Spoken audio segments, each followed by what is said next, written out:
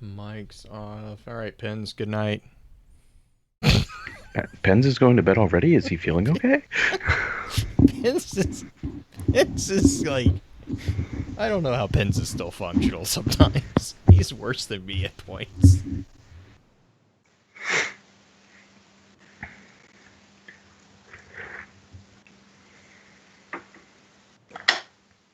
All right. There we go.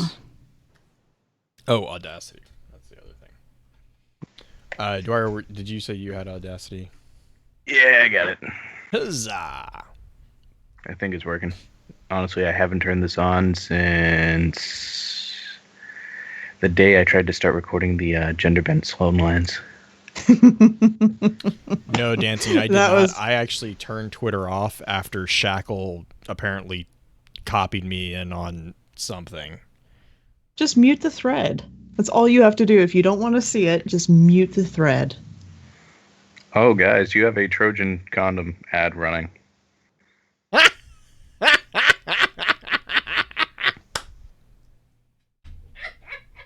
God damn it.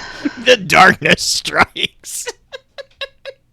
I mean, it is slightly pointed and erect? Question mark. I don't know. I don't know. What are the benefits of subscribing? Yes. You don't see Trojan condoms. Gender bent Sloan what? Oh, there was a time where Dwyer, Issacol, Wicked, Raz, and I were thinking about doing gender bent versions of characters as cosplay. I fucking died. I was gonna do Drifter, Lady Drifter. Cole was gonna do Lady Shax. Dwyer was going to do male Sloan. Weren't you going to do Osiris, Raz? And Wicked was gonna do Eris.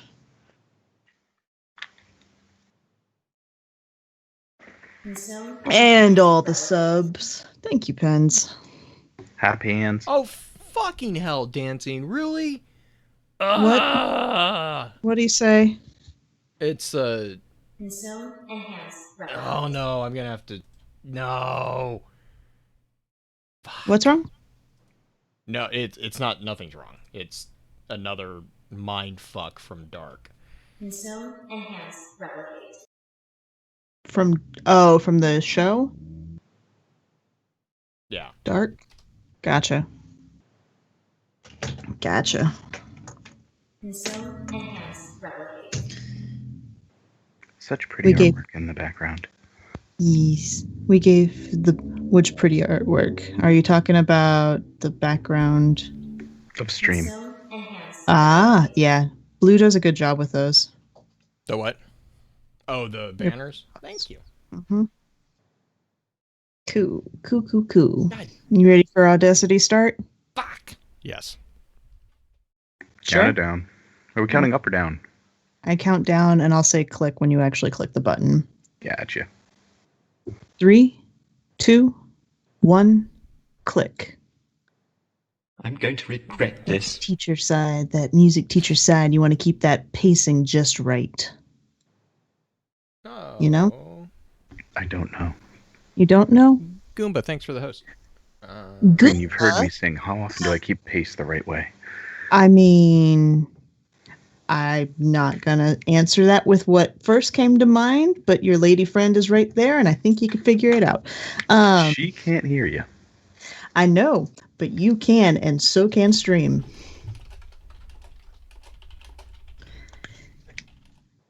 Ba-da-ba-ba-da-ba. Doom, I'm sitting here with a thing of beef lo mein right next to me. Beef lo mein? Why? Well, if I'm going to be up, I figure I need to eat like a late night person. Get the Chinese food in there. There you go. It is a Jewish holiday today. I can't. It was tomorrow. Is it Rosh tomorrow? Hashanah? It's today. I'm pretty sure Is Rosh it? Hashanah is tomorrow. I know that Orchid took today off for it. Yeah, Rosh is tomorrow. Rosh. I have it on my calendar over here. Every year, I'm like, what is it? Oh, yeah, that's right. Is it just like Jewish New? It's not Jewish New Year, but I don't. I have very little experience with being around anybody or even speaking with anybody about Judaism. Oh no, it is. It is the Jewish New Year. Yes. Sorry, it's literally meaning head of the year. I learned a very depressing fact actually yesterday. That this is a terrible segue, but like, what was it? God damn it! Now I'm gonna blank on it. Hang on, I sent it over to my wife because it was like it boggled my mind, the statistic, and I was like, What did? I'm trying to remember it because I'm really Yeah. bad at this game of trying to remember all the random stuff that I send to people. Nearly 2/3 of young Americans do not know that 6 million Jews were murdered in the Holocaust. Yeah, I saw that the other day, which The fuck is going on with that? Like, what? Disturbing. Yeah, it's dumb. It's real dumb. And this isn't like kids my son's age, like, you know, which actually I think even they should probably be aware of how bad things are, but like they said the ages were 18 to 39. Mm-hmm. I got nothing. I fall in that group and I got nothing. It's right, but okay, but I mean, like, I fall in that group of age groups, but like, what? Like, yeah. I just, Yep, that's yep. like, I mean, that's just. There's a lot of politics stuff that could happen right now, a lot of conversation that could happen right now that probably should happen right now, but God fucking damn it, I don't want to deal with it. Oh yeah, no, I wasn't even like, the thing that probably made it even more shocking was it was one of those things where it's like, I wasn't even looking for that, and it just was like, it popped up, and I was like, no, that's just clickbait, and of course I clicked it, and I'm like, nope, this study is actually, god damn it. Mm-hmm. We should actually start the show, though, yes. Since it's already after 11 for Dwyer over there. Oh, he's an hour ahead of us. Fine. Okay. He's got 2 Good? cups of espresso. Well, okay. Should I rephrase that? You've got Vic over there. And she's currently falling off a beanbag next to me. It's entertainment. Oh, All my right. goodness. All right, so you guys good to go? Let me start up this backup just for us. Here we go. All right.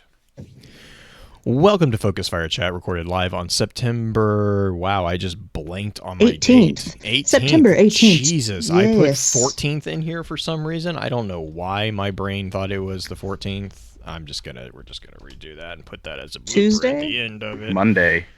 Monday? Yeah, it's just I have no idea why. My days are all blending together at this point. All right, let's try that again. Welcome to Focus Fire Chat, recorded live on September 18th, 2020, over on twitch.tv/FocusFireChat. As always, I want to give a big shout out to our live chat here with us tonight. Thank you so much for joining us once again. This week's episodes are going to be focused around exploring the darkness and some of the updates that we've gotten with that particular topic. This particular episode will serve as what we have come to call the intro session of the week's exploration.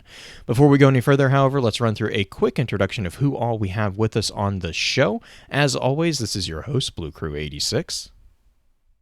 And this is the Grandma Eva Levante joining Blue Crew for a time. No, not really. It's green. It's fine. I'm back. We missed you last week because we had a chance to talk about sweetmeats and you weren't here. No. That's what I get for sending Orchid to do the episode without me. She was good. She was so good, but it was a struggle for her. there was a lot of times she had a hard time not derailing everything. But last and definitely not least, in the hot seat as guest co-host, we have one of our good friends, Dwyer Fire. Dwyer, how are you doing tonight? I'm good. How's everyone else? It's the week is over.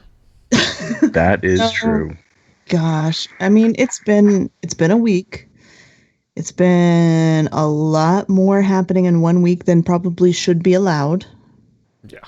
But we're towards the end of it. Technically, my week doesn't end until tomorrow night because I do a Tuesday to Saturday work week. But yeah, we're almost there. We're almost there. And then you get Sunday and Monday to relax.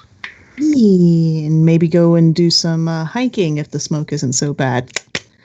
But, Dwyer, since you've been on the show already once, it's been a while, I do want to do like maybe a quick rundown. So for those of you who don't know, Dwyer is a very close fire teammate of my own. We are both in Red Jack Network. He is a Titan who often does Tink Tink Titan with a little hammer and screams for his little hammer if he loses his little hammer. And what am I missing? He has a really good Jeez. strategy. He has a really good strategy with Brachion. No. Okay, so Just I came have up actually with been that. trying to solo Izanagi's because the last step of Izanagi's Burden, which is the last. I finished Jotun, finally got Jotun. Only took me a couple of extra years, it seems like. But I've been working on Izanagi's Burden, which is that strike. But it has the old Nightfall mechanic that if you die in the strike, you go back to orbit. And I have gotten to Brachion 3 times and have gotten to the 3rd round of Brachion 3 times. And then as soon as I pop the head of the stupid goblin, I'm just effed. I'm just absolutely effed. And I blame Dwyer because I just panic every time I see the head come off. And somebody did it to me the other day when we were running strikes. It's like, what are you doing? Shoot fast, shoot hard, and run for your life. So Dwyer has a strategy of just try to get rid of each strike boss as fast as possible. If you do this to Brachion inside the Pyramidion, there's a fun little glitch that he does. He will chase you around the map, shooting sniper shots at you while invincible if his shield is up. So you're stuck sitting on a plate with a giant goblin chasing you. Not fun. Not fun. Anyway, I want to talk about Ghost. Because the TWAB this week. So we have the TWAB this week that talked about having mod slots added to Ghost. And I know that Blue had some interesting thoughts on it. And Dwyer, I was curious about your thoughts. I'm going to let you go first on this. Let Dwyer go first. Yeah. I mean, you've seen me sit and scream and yell that I'm always out of enhancement cores and upgrade modules and every single piece of material known to this entire game. Sure. So the fact that I need to now infuse everything into a ghost to level up a ghost is going to drive me nuts. But I can finally have a ghost I feel like I want to use. So it's not a bad thing. I just like how you can have a ghost aesthetic now. You can choose your aesthetic instead of just always getting a ghost that has the insta summon for the sparrow or like that's mine. I always have to have insta sparrow because I hate holding square or X depending on your system. But now you can just kind of make that an auto thing for you and I can pick, hey, I want this ghost shell all the time. That's kind of nice. Not to mention that planetary materials, you could pick which that, if you want that or whatnot. I'm trying to think of some of the ones they had as examples in the TWAB itself. Well, planetary materials are going back. They're stepping it back, and it's gonna be universal. So it's not specific to a single planetary realm. So that was actually one of my biggest things. I was like, thank freaking God, it's about time. So like they said, Ghosts are going to have 4 mod slots, and then you have there are 3 that are unlocked by default, and then the 4th is unlocked by masterworking the Ghost Shell, which is, I think that's really cool. But the thing that I really like is that this is yet another step towards like truly introducing an almost transmog system into it, because you're actually, like you had mentioned, like you can actually have your ghost look like what you want it to look like and also still be able to have the perks that, those things should not be mutually exclusive. Like that's kind of the biggest frustration, honestly, with Destiny that I've had, is that there's a lot of times when there's like, I don't like the way this, X looks, but because I need this one perk, I have to wear it, or I have to play at a disadvantage, which is why I play at a disadvantage a lot of times, is because I'm just kind of stubborn like that. But like, yeah, one of the big things that they were doing, the other thing I really actually kind of like is if you look at the screenshots that I think it was it Cosmo that did this twab. Mm-hmm. If you look at, first off, I love the fact that he managed to find a cat ghost, or the cat ghost, in his It's the bat twab. ghost. No, it's the bat. Oh, is it the It's bat? the beautiful, beautiful bat. Oh, whatever. It looks like a cat. I see it now. I see the little wings. Mm-hmm. I don't ever look at any of the ghost shells because I have the one that I have and I like it. But the flavor text on the seasonal mods is I really like it. This mod is fragile and will expire at the end of season 15. I'm like, that's really cool, because that's like kind of a nod to being like, yeah, this is going to go away. And it's also kind of like a really passive way of being like, this is why it's going to go away, is because it's it's a fragile modification. Yeah, he says so the destination specific material cache trackers have been transformed into globally effective non-destination specific versions of themselves for better utility. So now, obviously, he then goes on to say that the energy costs for those mods will reflect the increased flexibility, and the mods must be earned from various vendor engrams. So obviously, the costs for those are going to go up, but that's because now they're going to be. Now you're going to have, like, the one thing I didn't like about the Segura shell was that it was only useful for Mercury area. Like, I like the aesthetic of the Segura shell, but if I wasn't playing on Mercury, which honestly, let's all be honest, I never really did, it really wasn't worth, like, it would only be there if I wanted it for aesthetics. Yeah. So I like that move. The other thing that I know they did call out was that raid ghosts look like they will be having specific intrinsic perks that will remain on them. For the raids itself? Mm-hmm, yeah, so Kill Tracker and Leviathan boss kill perks are the ones that they called out specific. They will remain intrinsic only on their specific ghost shells, which makes sense. Like, that's kind of, I mean, I don't have a problem with that. The other thing that I kind of was really excited about, also really quick, as a kind of not related to the ghost, but a really big shout out to what they're doing for Matt Helsum. Yeah. I really liked that. That's really cool. Matt Helsum was a employee over at Vicarious Visions who was really, really involved with the development of Mars, and he passed away, I believe, last year. And so Bungie is actually they're putting a quest on Mars specifically to honor him. So I think that's really cool. Elder Scrolls does things like that from time to time, and I always really like it when they do stuff like that. That's just, to me, that's really a cool thing, to go out of your way to do stuff to kind of put it in memory. But no, so the other thing that this was really kind of brought to mind was way back in D1, Destiny 1, the legendary version of Destiny 1 came with what was called a Frontier Shell Ghost. And back in the very vanilla version of Destiny, the Ghost Shells hinted at giving the Ghost capabilities that were above normal.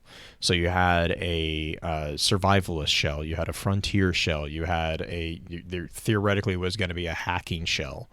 That one, I don't think that one ever came out, but there were shells that specifically in the flavor text mentioned that they gave the Ghost stronger capabilities to do a specific task. Like the hacking shell was better at opening things and cracking systems, and the survivalist shell was better at finding stuff. And I think that kind of transitioned into the mods that we have today, and then obviously the mods that we're going to be going forward.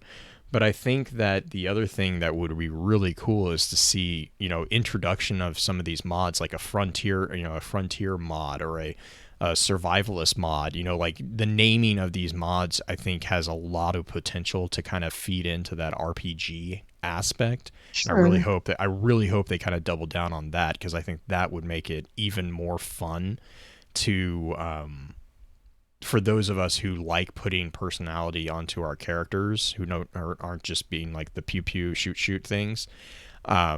It kind of lets you personalize and lets you extrapolate, you know, your character from that. And I love it when we have that option. You know, they actually are applying it to all but one shell. And the only shell that's not getting that treatment is the generalist shell, which I believe is this version of the base shell in D2. Yes. Yeah, it is. Yeah. I honestly don't even have a problem with that. Like, I think, because the thing is that they are, I mean, like what you just said, every ghost shell, regardless of tier, is getting this treatment, with the exception of the general shell, which honestly, I think if I remember right in Destiny 2, I think the general shell is like one of the only white shells.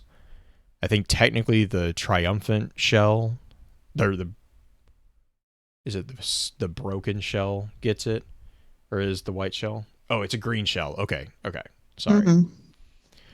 So yeah, I mean, like, green shell, but that makes me wonder though, do the other green shells, are they going to be getting this modification treatment? So could we actually start seeing like the IO shell and the EDZ shell? Like, because I mean, some of those green shells are actually, they were very, very basic, Looking. but they were actually pretty. I liked some of them.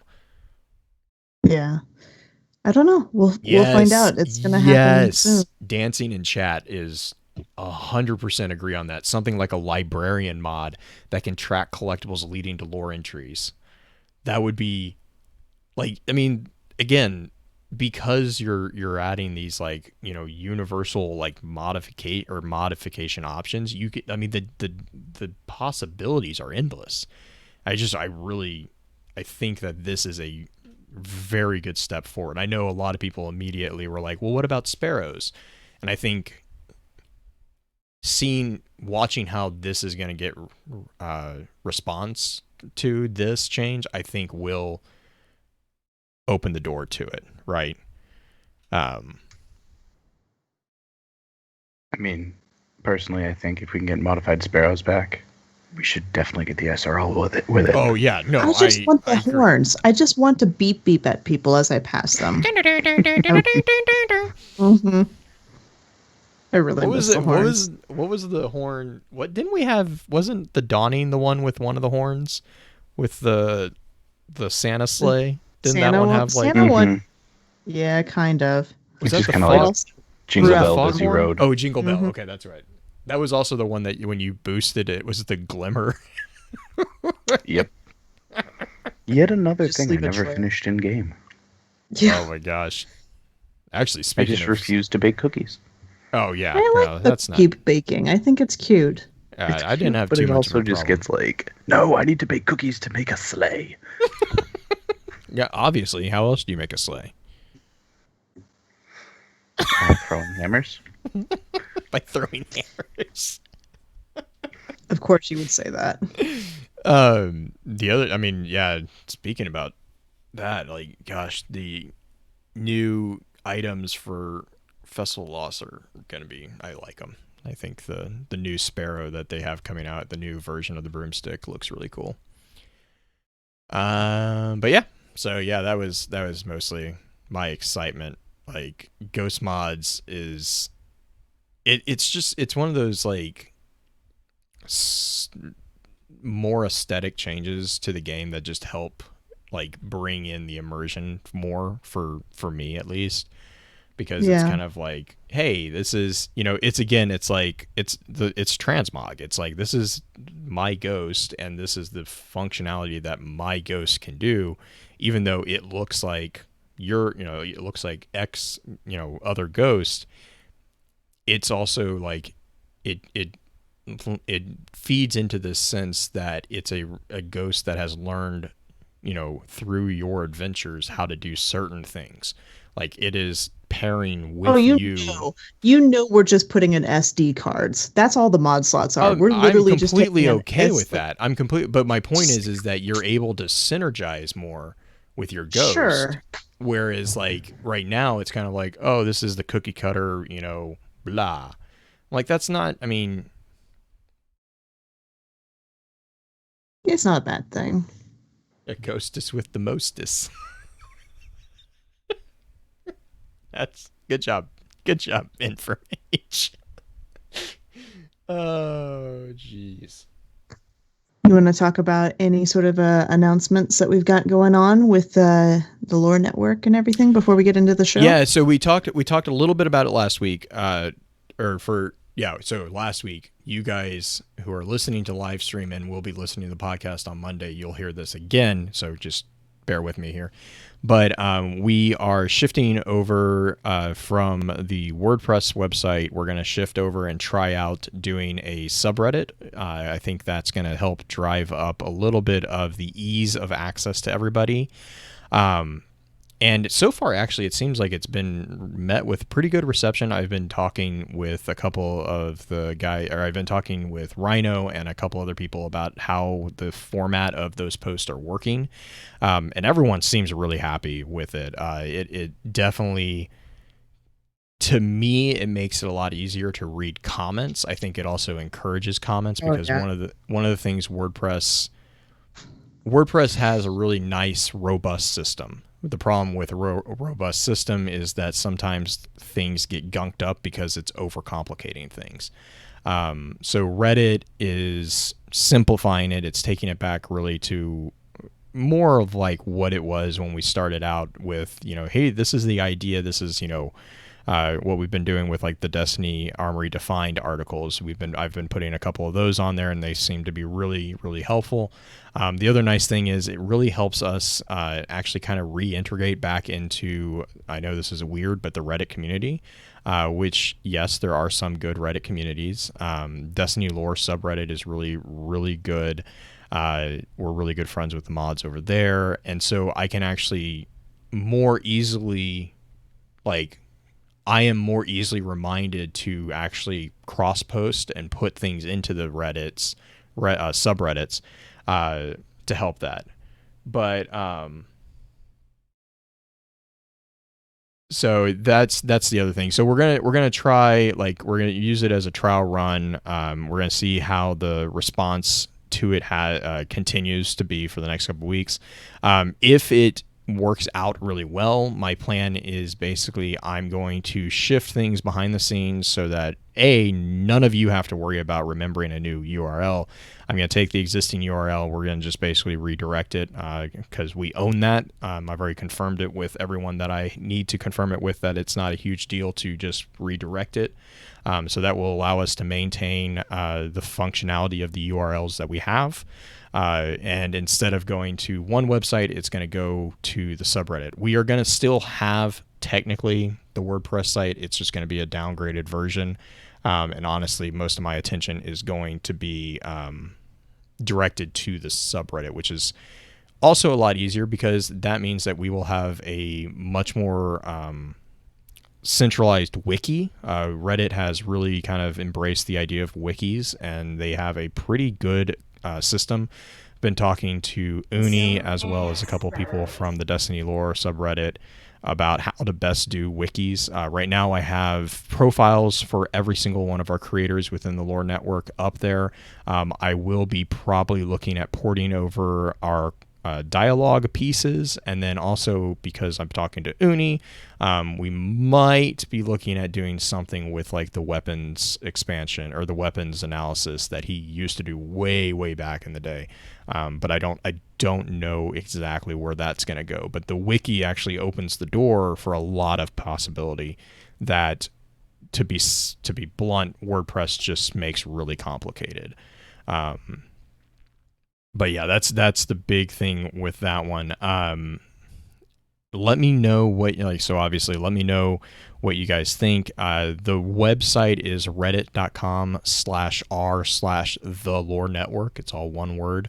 If you are familiar with Reddit, it is the Lore Network subreddit. You'll know what that means. You can search, if you go to reddit.com and just search for the Lore Network, it will come right up. But yeah, let me know what your thoughts are on that format if you don't mind. Obviously you can I think you're able to subscribe to become a member to subreddits. I believe that is still the case. I'm still getting reacquainted with Reddit. I have not been part of Reddit actively for a number of years. So coming back, they have upgraded significantly the site from when I was last really involved on it, and I've been really pleased with it. It's also going to make things from a administrative standpoint a lot easier and a lot more streamlined because it's just a message board basically, which is really nice. But yeah, I think that's the big thing. Other than that, I think the other big news, and I can't remember if we made this announcement, but we did get Destiny Lore audio file is now on Spotify. We got that moved over to Spotify. I do know that with the shift in Google Play for their Google Music, that is affecting only music. I confirmed that Google Podcast is still going to be around. So if you listen to us on Google Podcasts, I know there's a few of you that do that. You shouldn't have too much problem there. And I know that I just got notified that Amazon is doing a podcast-focused music stream. I haven't looked at it just yet. I just got the email literally pop up about 5 minutes before I got on air. But I know that Amazon has reached out to all the podcasters who list their stuff with their feeds and just given us a heads up that is going to be possibly coming down, or not down, but a change is coming. That seems like it's going to be much more focused on getting podcasts up, to the front and center of people's attention. So keep an eye out for that as well. I know technically we do have that as an avenue as well for anybody who's in that particular ecosystem. But yeah, I think that was my big announcements. Am I forgetting anything, Green? I don't think so. It's okay. The subreddit is the big thing.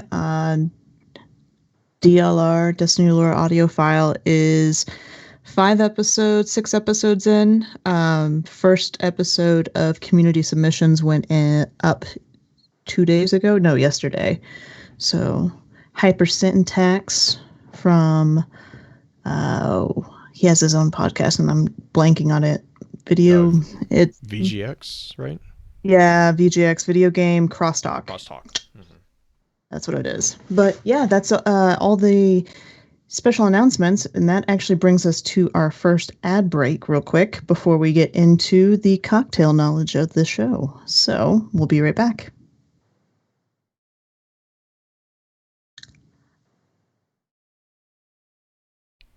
And we're back.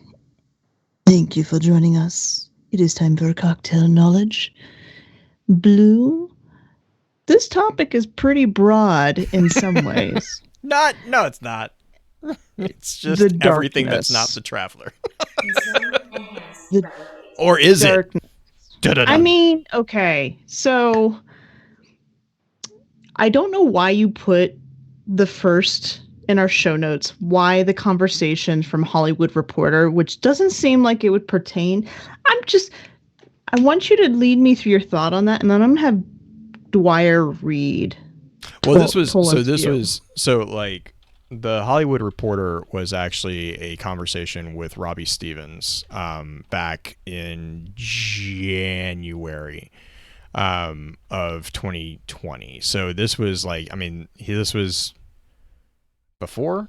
God, man, dates. I'm doing terrible with dates. The whole working from home thing has really screwed me up. Yeah, 2020 would be before COVID. So Shadowkeep, this was kind of like the lead up to Shadowkeep. And Robbie Stevens is the lead designer, or was one of the lead designers for that particular expansion. So he was kind of talking about, he was basically in process of that hype machine that Bungie's so good at. But he was talking to them about, kind of explaining what's going on. Why is this a big thing? And so the explanation that he actually talked about was in regards to the pyramid ships.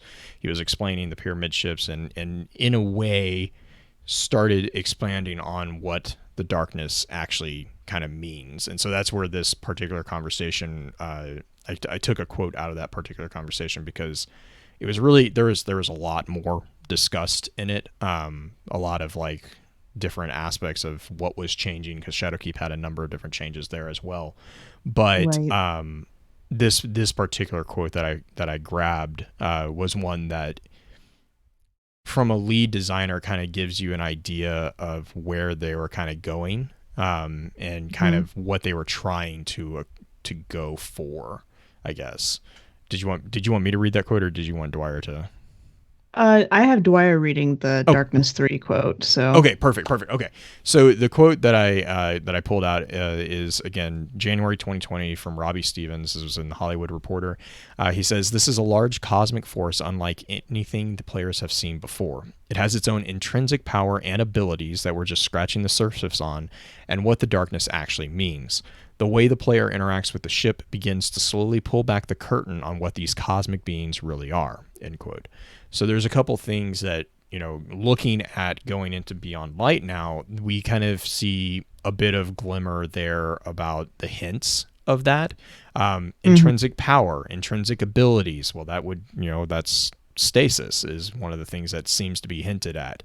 The darkness actually means. So we're back into a Bungie that's actually talking about the darkness instead of kind of skirting the surface, or skirting around the right. topic. But beforehand, the darkness was there was the concept of darkness being a force versus being an actual entity, and he actually calls out that these cosmic beings, like, that is a somewhat soft reinforcement on the idea that the darkness and the light, if you're going to call those two separately, that they're actually creature-esque beings, cosmic beings. So I get, and I mean, here's the thing: is like, you can read it that way. I did not read it that way. I read it as that this is a cosmic being who does, the cosmic being that's being talked about is the ship, the pyramid ship. It's not the darkness. It is inspired by the dark, because like the darkness because he Right. actually specifies that we're scratching the surface, and what the darkness actually means. And then he re-specifies that the way the player interacts with the ship begins to slowly pull back the curtain on what these cosmic beings. And I read that as a reference to the ship, not to the darkness. I definitely can see what you're saying. I mean, like, and that would also kind of go into the next quote that I had, which is this reference to what's referred to as a Manichaean dualism, which I can explain after Dwyer reads it. But like the concept of a dualistic Gnostic situation, which would also tie into other themes that Destiny has, especially with the Ahamkara and the underlying themes there.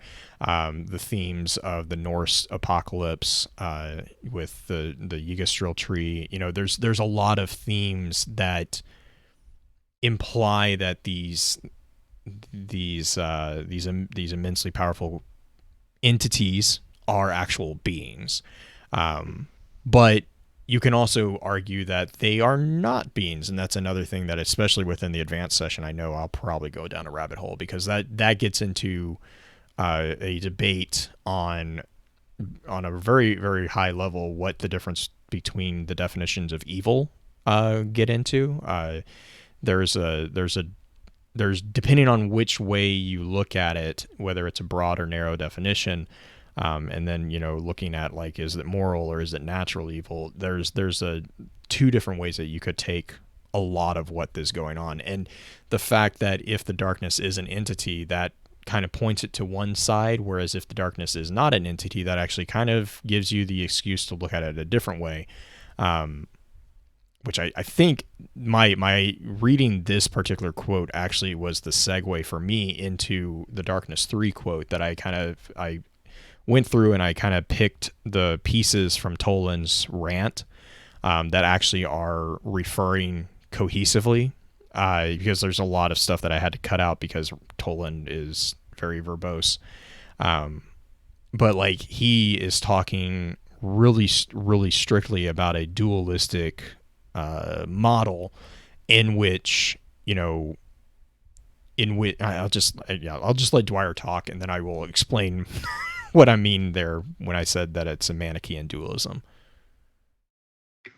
All right.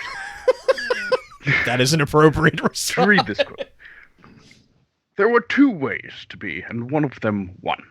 All of this happened by the one law, the blind law, which exists without mind or meaning. This is why the universe is the way it is, and not some other way. Existence is a game that everything plays, and some strategies are winners.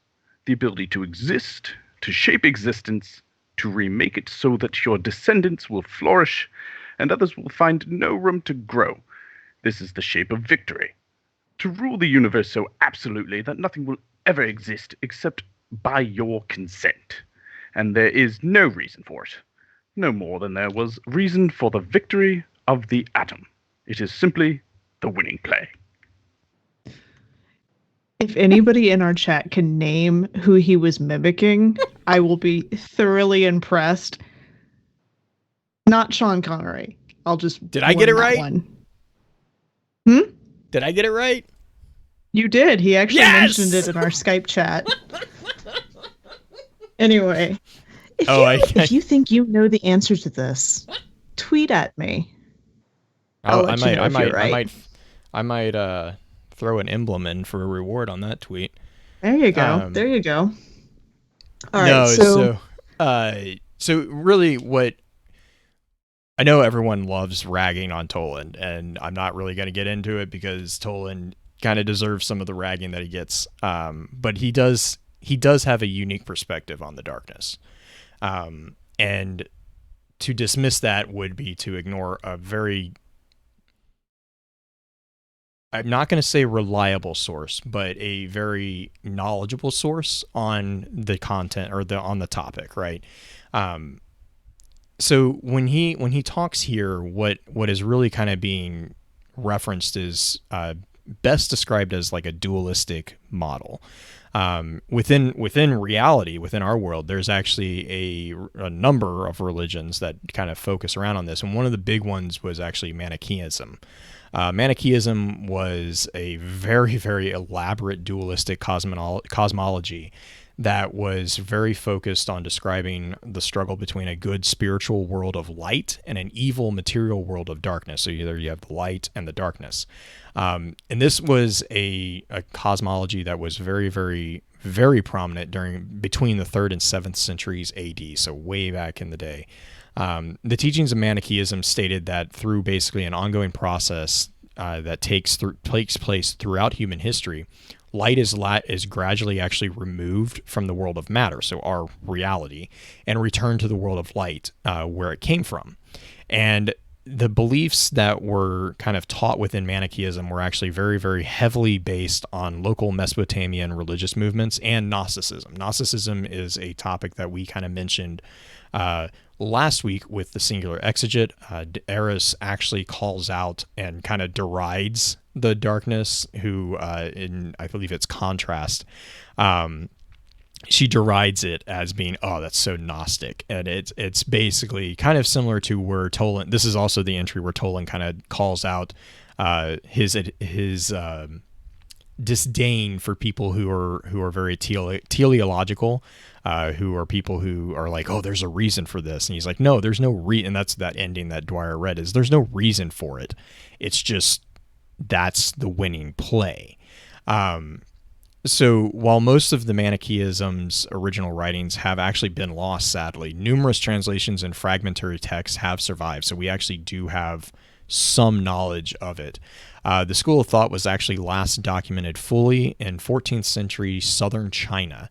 And the reason why it was so far out in the east was actually because under the reign of Diocletian in the Roman Empire, he very heavily criticized and very heavily persecuted Manichaeism and pretty much stamped it out of existence for the most part within the Western hemisphere-esque area. Now, the other thing that this kind of corresponds to is a presentation within Ghost Fragment Darkness 2. So here, within Toland's view, we have this hyper-realistic or hyper...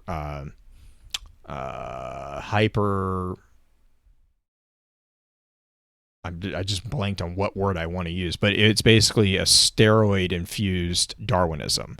This is like the ultimate form of Darwinism, of survival of the fittest. Within Ghost Fragment, Sword Logic is a hyper-violent form of Darwinism. I would argue that Sword Logic really is not Darwinism, because when you break down Sword Logic, there's a lot of logical fallacies that fall in on themselves, especially when it comes to final shape. Like that, I hesitate to call Sword Logic Darwinism. That is what Toland is kind of explaining here, but he's kind of trying to present it in a natural sense, whereas Sword Logic is a socio-religious kind of thing. Here Toland is actually using it in the sense of, survival of the fittest from a natural sense, like the passing of your genes into your descendants. He says that that's the shape of victory, to rule the universe so absolutely that nothing will exist except by your consent. Whereas Sword Logic would say that nothing exists other than you. You are the final shape. So there's a slight difference, I think, between what's being explained here and the ultimate form of Sword Logic that the Hive adhere to. The correspondence that I kind of pointed out here with Ghost Fragment Darkness 2 is that the speaker in Ghost Fragment Darkness 2, who we don't have a definition or an explanation of who, but the idea of evil is redefined as merely a natural event, and that's going to kind of tie into something that I definitely will get into more, probably in the advanced session, because it gets pretty detailed very quickly. But it's the debate between natural and moral evil. There's a couple inherent problems with it, and I will explain it then. But yeah, so that's where that kind of connection, to me at least, exists. That's why the darkness and light debate is both frustrating and also fascinating for me, because it actually is a debate that goes on in reality. It's hard because this is not reality. This is a video game. And so it's kind of hard not to connect dots that are connected in reality here. But I definitely find fascination within this particular presentation, and seeing the figure of different characters defend the darkness, defending, I don't want to call them evil, but they're not necessarily our side. We're the side of the light, quotes on that one. And Toland's defending the darkness side. And then we also, within the singular exeget, we get theoretically we get from the pyramid ships themselves a kind of a defense of their own actions. I do find, I can't remember if I mentioned this, but I do find very interesting as well that with the singular exeget, the definition of singular exeget is literally the one translator of scripture, or the best translator of scripture. So it's very interesting that is the name of the conversation. It's similar to Books of Sorrow, The Unveiling, all that. Again, we have this very, very, very heavy religious connotation that's being put on these defenses. And then Toland's here, and Toland is an interesting figure, or is an intriguing figure, because Toland actually portrays a very similar philosophical point of view to a character from our own history. Again, I believe he was from Ireland, who goes by the name of John Toland. John Toland was very, very anti-teleological thought. This is very similar to the character of Toland's views of, no, there's a scientific explanation, there's a scientific blah, this is the cause and this is the effect, and there is no necessarily no divine reason, there's not that. You can call it, you can see the deterministic process of this stuff. That's very much more Toland's point of view. which is also the intriguing aspect of why Toland adheres to the darkness, who seems to be very much more religious in their communication. I find that kind of a curious dichotomy as well, but I'm going to kind of stop talking for a moment. One second, I have to take care of something in chat. Yeah, I just saw We've that. got a. Are you getting it? I'm going to try to find it again real quick.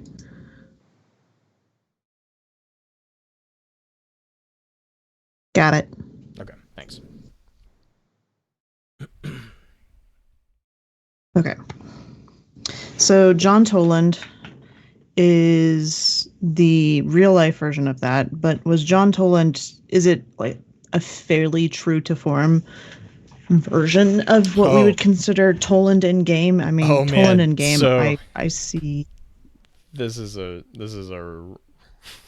rabbit hole. John Toland actually is theoretically the author of a book called The Three Queens, a philosophical book that is talking about. I actually have this written down somewhere in my notes, and I didn't have it. Actually, I wasn't planning on talking about this, but yeah, he actually. There's a lot of little connections to John Toland, to Toland's figure here.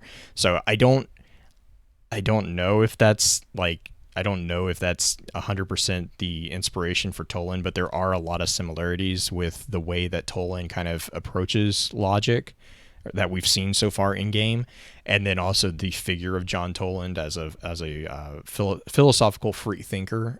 He was very, very opinionated about things, and those opinions got him in trouble quite a bit.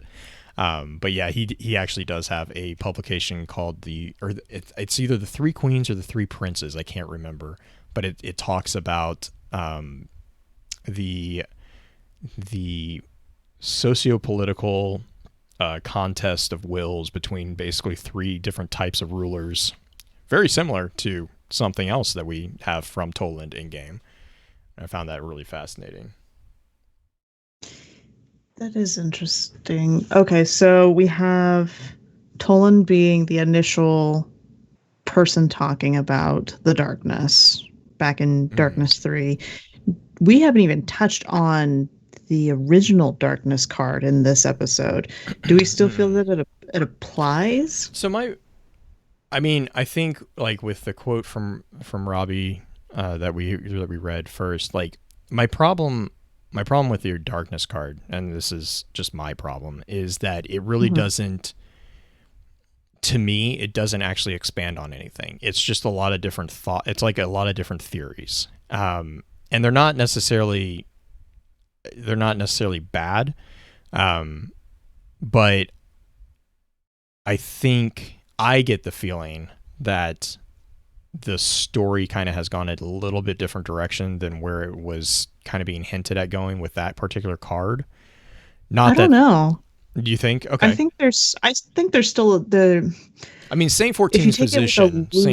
Right. Yes, Saint 14's position is definitely kind of spot on, right? And I get that, but like, I mean, I think there's grains of, I think it's just like every other Grimoire card. There's grains of truth in all of them. Like Pajari's point of view can be also accurate, depending on what you mean. And this is another thing with like the concept of evil. It's like depending on what you talk about or what you're meaning when you talk about it.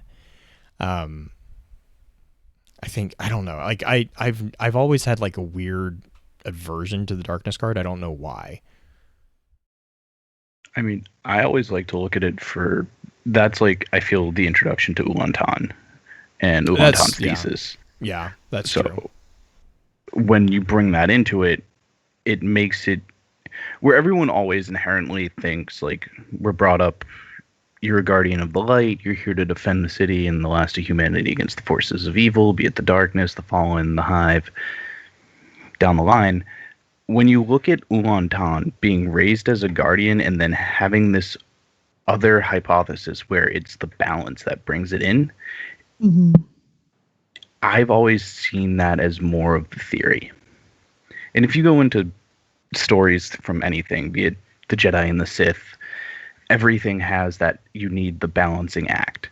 So everyone's like, oh no, the darkness is coming. And maybe that's the case, but that might be because of how much the Guardians have started expanding now. It's that Well, nice weighing. When I was trying to explain the concept to Julie earlier tonight, and I always try to give like a very not blue level Thanks. explanation. Yeah. Because she I accept describes that. blues versions. Yes, blues versions of describing things are like taking a graduate level class in lore. I like the 101 versions. So explaining it to Julie, I went to the idea of, yes, you have to have balance. And for a long time, we've always had this idea that guardians are light, hive are dark, blah, like very binary ideas. And with the upcoming release and Beyond Light and Stasis becoming a thing, there's more of a play on the fact that balancing that light versus dark isn't necessarily as clear cut. And I know we've talked about this before. We've talked about the idea that guardians are taking on kind of a darkness power. And I'm curious how they're going to play with that idea and how that will affect us. And if they're going to continue the idea that darkness is just a method rather than a good or evil. Because I know Blue, you're planning on talking about that concept too. And I was trying to explain to Julie, it's like, darkness isn't evil. You assume it is because it's almost always depicted as the bad guy, but it's a force more so than an actual active motive type thing. It's the night to the day. Yep. But I don't know how to dive back into your notes that you have here, Blue.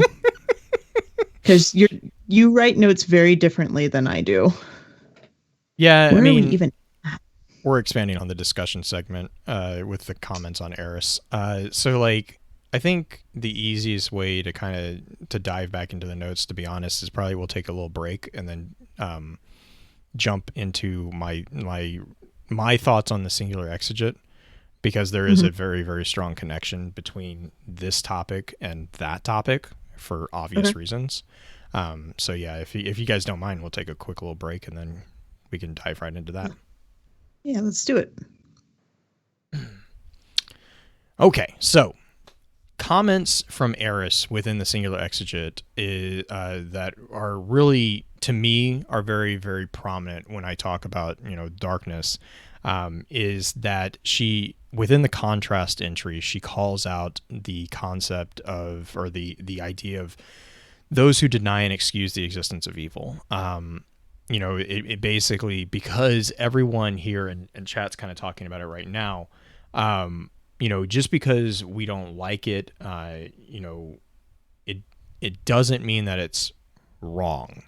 However, the point often is that, and I know chat is literally, they're scrolling pretty quick on this one. The presentation of the darkness as evil is something that you have to keep in mind the context of who is calling what evil. The fact that we are identifying it as evil just means that it is in opposition to what we adhere to as right, and it adheres to what we perceive as wrong. So it actually brings to mind a quote that is, there's a person whose name is Karen Marie Moaning. So I love this quote. It says, "Most people are good and occasionally do something they know is bad. Some people are bad and struggle every day to keep it under control. Others are corrupt to the core and don't give a damn as long as they don't get caught.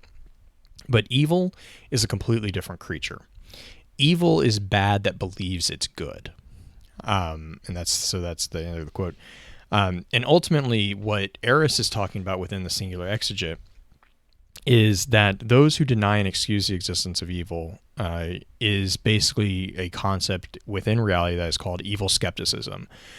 Evil skepticism is a thought process that states that we should abandon the concept of quote evil, And those who follow this line of thought believe that we can more accurately understand and describe morally despicable actions, characters, and events using more pedestrian moral concepts such as badness or wrongness. There's usually three different reasons for the worldview. The underlying tone within all of moral evil skepticism is the inherent issue with the attachment of metaphysical or supernatural commitments to the terminology.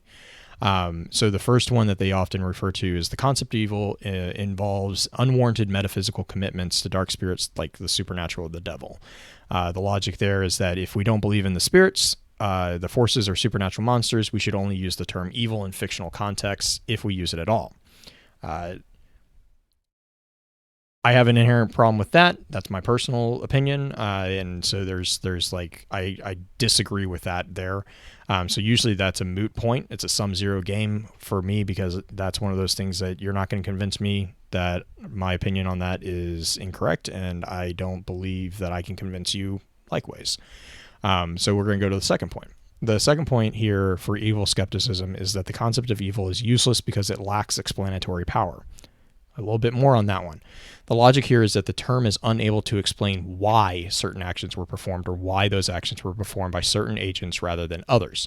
So this kind of goes back into the explanation of the darkness as this natural event, or this natural balancing to the light. The view here states that the concept is essentially what's referred to as a dismissive classification. It's the same as saying something is incomprehensible, and so to them, we should just not waste our time with it. And this brings us to the third point, which is actually directly connected to that. Because it's incomprehensible, the concept of evil can be harmful or dangerous when used in a moral, political, or legal context. Mm-hmm. So they argue that it should not be used in those contexts at all, if at all in general. And here is one of the few points that I actually can see a bit of validity here, because the logic here is that the concept of evil is particularly dangerous and susceptible to abuse. And such abuse can lead to a view that it is reasonable to assume that evildoers, as you would call someone who is doing evil, not only deserve the greatest form of moral condemnation, but also the greatest form of corporal punishment. And this is especially dangerous when combined with the fact that it isn't always clear what people mean when they use the term. One person can say evil and see it as actions stemming from malevolent desires or intentions, while another believes that it's possible for evil doing to result from a multitude of motives, even good ones. So you can actually do an evil action with good intentions, but if you are saying that that action is still evil, it is the connotation that you are evil as well. So those are the three kind of evil skepticism debates that are referred to within the contrast entry within Singular Exeget. And the thing is like when you kind of compare that there, that's what Eris is actually arguing against. She is arguing against that, and she is using it as a way of basically, there's another really often used phrase, and most people will probably recognize this one: the only thing necessary for the triumph of evil is for good men to do nothing. That is basically what Eris's point is in the Singular Exeget within the contrast entry, is that, regardless of if we are strong enough to defeat it once and for all, if we just don't do anything, then it's going to win. And so Eris actually, within Singular Exeget, Eris actually recognizes that she is being corrupted in a way, and actually doubles down on that, with the caveat that she will not tell Zavala that she knows that she's sprung a trap, and that she hopes that her sacrifice is going to help people or help others, specifically the Guardian who is helping her. And that's, again, when we talk about the darkness kind of stepping that back again, it's hard to say that the darkness is evil. Now, given some of the context within Singular Exeget, within Unveiling, the darkness refers to itself as evil. That is actually a logical problem that I will get into a little bit, because that contradicts the explanation of the darkness as a natural evil by the mere fact that a natural evil would not be able to self-reference itself. Like that's not something that a natural evil thing is able to do. And I will explain that in the advanced session for sure, because that's a bit of a wibbly wobbly pathway that requires a lot more understanding of the definitions used within the debate of evil itself. Sorry, getting rid of our second bot for the evening. Yeah. Okay, so the concept of evil, if we're going to break it down and just do it, you broke it down really nicely from just the different arguments. Do you think that the concept of good and evil is even applicable outright in the Destiny universe, considering the aspects that we are actually dealing with? Yes. Personally, I think that the concepts of good and evil are always applicable no matter the context, because you're applying a morality to it, though. I am, because I am a thinking person. As a moral agent, I have a morality that I will apply to my existence and my experience of that existence. That's part of being what's referred to as a moral agent. It's part of understanding what is contextually right and what is contextually wrong. The difference is that you have to be careful when it comes to applying morality to things that are, and in this case, literally alien to your own context. And I think that's where where was it? I think it was Trigger said, from its understanding of our opinions, the darkness describes itself as evil. Like I can see that argument. I think that's a really poorly structured argument if that's actually what it's doing, because that's not the way to win from a diplomatic standpoint. Hey, we're your enemy because you don't agree with your opinion. I'm like, no. If you think of some of the other entries from Singular Exigent in general, there's entries that talk about how they know that they're presenting themselves in a very specific way because it is a way that we expect them to present themselves, which I find fairly fascinating. Oh, yeah. And so for us to dive into the idea of the darkness explaining itself, or the pyramid, and you have to also remember this is in logography. Yeah, logographic. All these, it's a logographic message, so it's being translated by Eris herself. Correct. Which, if she is the quote unquote prophet of the pyramids, if you want to take the literal translation, the Singular Exigent translation, she would be the quote unquote prophet. If you put her in that position, you're also using her base language and her morality to help explain these aspects to us. So there's still going to be a disconnect, I feel, in how the actual interpretation is based off of Eris's interpretation versus the reality of what is. Right. And now, go for it, Dwyer. If I may. So we can agree that Eris spends a good majority of her time just completely fixated on the darkness, right? Yes. Now, when we go through this book, does her fixation on fried rice make it inherently evil, or good to contrast the point of darkness being evil? It's not the fried rice that she's obsessed about, though, Dwyer. It's the pineapple. This is true. But she needs the fried rice. But she needs the pineapple to make the fried rice. This is also true. Which, who puts pineapple in fried rice? Have you never had pineapple in fried rice? That's delicious. In Waltham, that does. It's amazing. I'm not saying it's not delicious. I'm just saying it's very, very. It depends on how they cook it. It depends on how they cook it. You don't see it very often. Oh well, we have a number of Thai food places that do it with their pineapple. Like they have pineapple fried rice, and it's freaking delicious. Do they do the fried egg on top? It's so good with the fried egg on top. Oh my god, yeah. It's the contrast is actually what makes it delicious. Anyways, speaking about contrast, Green. Actually, I agree with everything you just said. But that's why I have a problem with the darkness coming back and being like, we're a natural evil. No, you're not, because you just structured an argument on a moral grounds where you recognize what you're doing as right and wrong. The fact that you are able to recognize that there is a right and wrong puts you into the category of a moral agent. And as a moral agent, you are incapable of committing natural evil acts. That is by definition not possible. But, okay, so it's the perception of the evil acts, right? Like, that's what we're kind of getting down to, is the fact that it's trying to describe itself as evil while also saying that it's natural evil, which naturally the order of nature... Yeah, it would... You can't, God... This is touching on my problem with the P53. Yeah, this P53. P53 metaphor is a... I mean... it's just it's a logical fallacy. Like, you cannot both be conscious of, self-aware, and then say I have no control. No, you have control. You're just being fucking lazy and not exerting control. That does not mean that you get a free pass for it. What it means is... But the thing is that it comes down to choice.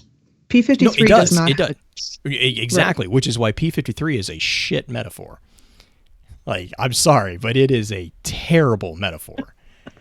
Because if you have something that has no choice, what you're saying is it's the same thing as a computer program, right? A computer program it will do what it is programmed to do. Now, you can argue that in the case of, mutually assured destruction, right? Okay, let's go full apocalypse. In a case of mutually assured destruction, the computer program would recognize a threat and eliminate the threat because that's what it's programmed to do. So the computer program itself is not evil. It is evil, but it is a natural evil because there is no choice within it. There is no recognition that, oh, hey, that might be a bad thing to do. It says it has data input and it puts out data. Now, the person who programmed that is a moral agent, and they are culpable for the decisions that are done as a result of their creation of that program. The action itself is evil. Now, the person who is causing that action generally will always come back to a moral agent, and if that is the definition of moral evil. If there is no inherent cause from a moral agent piece, then and I'm going to get to that in just a second because that's absolute bull. If you get to a piece where there is a event that is considered evil that has no instigation from a moral agent, that is a natural evil. So like a tornado, a hurricane, to bring it kind of home right now, wildfires for a large purge. Now, if someone sets a wildfire, that is a moral evil because that has transcended into someone intentionally causing damage. But if it's a natural event, that's just following the laws of thermodynamics. Like that's just a natural thing. And that touches on the fact that the world exists as a real thing outside of our existence. Now, with the concept of, this idea of like the darkness doesn't have a choice. Sorry, but the fact is that it does because it recognizes that it has a choice. The fact that you recognize that you are doing something and that you can have an alternative is by definition your recognition of a choice. You are choosing to be lazy and not make the choice. That is a choice. Like, you can't say at the same time that, oh, well, I was caused to do this, because by recognizing what you are doing, you are therefore presented with the option to deviate from the path. Now, you can say, oh, well, I was caused to do it. And I mean, a lot of people probably would give you a pass for it, but that is not to say that you don't have a choice. You have a choice the instant that you recognize the options before you. And if you don't have a choice, you won't ever recognize the options. Like there is no option, like there's no precognizant thought process within choices that exists in. Like you can't be like, oh, well, we could go right or left, but I'm programmed to go right. No, you're just going to go right. Like you don't exist. The temporal existence requirement to be able to say, oh, well, there is X, negates the ability then to be like, well, I have to go right. No, you chose to go right because you recognize the fact that there were two paths. If you didn't Well, the recognize the problem- fact that there's two paths, then you are not a moral agent. Right. Dino posted a quote from The Wager in Unveiling about where is it? Yeah, Neither the neither gardener Gardner- nor yeah, I know for certain that we're eternally universally right, but we can be nothing except for what we are. You have a choice. I mean, that kind of lends yourself. Okay, so here's where I have the cognitive dissonance. You've got your own reasons for it, but I have the cognitive dissonance with between the we're actually having an actual conversation with something, and by having a conversation with them, they have the ability to choose their words, which means they Correct. do have the option of choice. Yep. The problem with just the whole thing in general is that if Bungie is truly going down this line of the gardener and the winnower have no choice, it is just pure natural, they would never be able to tell us. They would never be able to have us have a conversation with it, either with the traveler or with the darkness or with whatever the light is of the traveler. So there's a narrative difficulty in trying to express it, and I don't know if there's not just a narrative difficulty. This is an existential difficulty. Like, this is debate of evil. Like, I'm going to be clear. I have my opinions. I have very strong opinions about it. I will be 100% transparent, but they are opinions. And I mean, I also recognize that those are opinions. These are my thoughts from my existence and my exposure to different things. Mm-hmm. That's both the fascinating and the frustrating thing about this particular debate. There is no answer at the end of the road because we're still on the road. We're still going down the path trying to figure out what is going on. And as long as there is people, or as long as there are people who have the ability to do what we do and to cognizantly analyze the situation and make choices as they do, there will always be a path in front of us on this particular debate. Because this debate is not just about a game. This debate is about, ultimately culpability of actions. What does make you independently capable of being recognized as a moral agent? What is morality? I mean, that's a huge debate in and of itself that we have not even really touched on. Morality is, huge, very, very big debate about the relativity of morality. Like, is there a universal morality? Is there not a universal morality? What would that mean if there isn't a universe? I mean, the questions are just like splintering here. So that's why I can literally sit here and talk forever, but I know I'm going to get told to shut up. And that's actually happening right now. So it's time to start wrapping up the introduction episode. Join us on the advanced episode if you'd like to continue this slight madness that we're going into. I don't know if this is morally evil or morally good to say that the next episode should be interesting or just having a conversation. Is that anyway? We're going to get into that. Final thoughts? I really, for my final thoughts, I really like this type of conversation. Like, I love these debates. This is why I get into game lore, because games offer a way of safely exploring things that we normally don't. That's why I love role-playing games, right? Is because you can safely kind of put yourself in situations that are psychologically dangerous for you. Like, I'm not comfortable with X, scenario, but I'm going to go play on a tabletop game and, pretend like I'm doing it. And it's a way of broaching subjects that are, in reality, sometimes really, what's that? It's like thought experiments. Yeah. It allows you to traverse that line without actually crossing it. Putting yourself in the harm's way, basically. It's like things that are not necessarily comfortable. You can do that within video games, within tabletop RPGs, within, just like creative writing outlets, that type of stuff. This type of stuff, this type of conversation is why I absolutely adore reading into lore and analyzing the text and stuff like that, because this is the stuff that goes on in my head all the freaking time. So, Dwyer, do you have any final thoughts on this before we scramble the brains a bit more later? I think I will have more input for later. I'm still working through some of this myself. It's a deeper concept than it looks like on the surface when it comes down to it. Because like on the surface, you can look at it from the perspective of video game, good, evil. That's it. Nice and easy. But then like you read, and because Destiny does such a great job with the lore, it makes it that much more all the time. So it becomes into where you need that nice deep debate.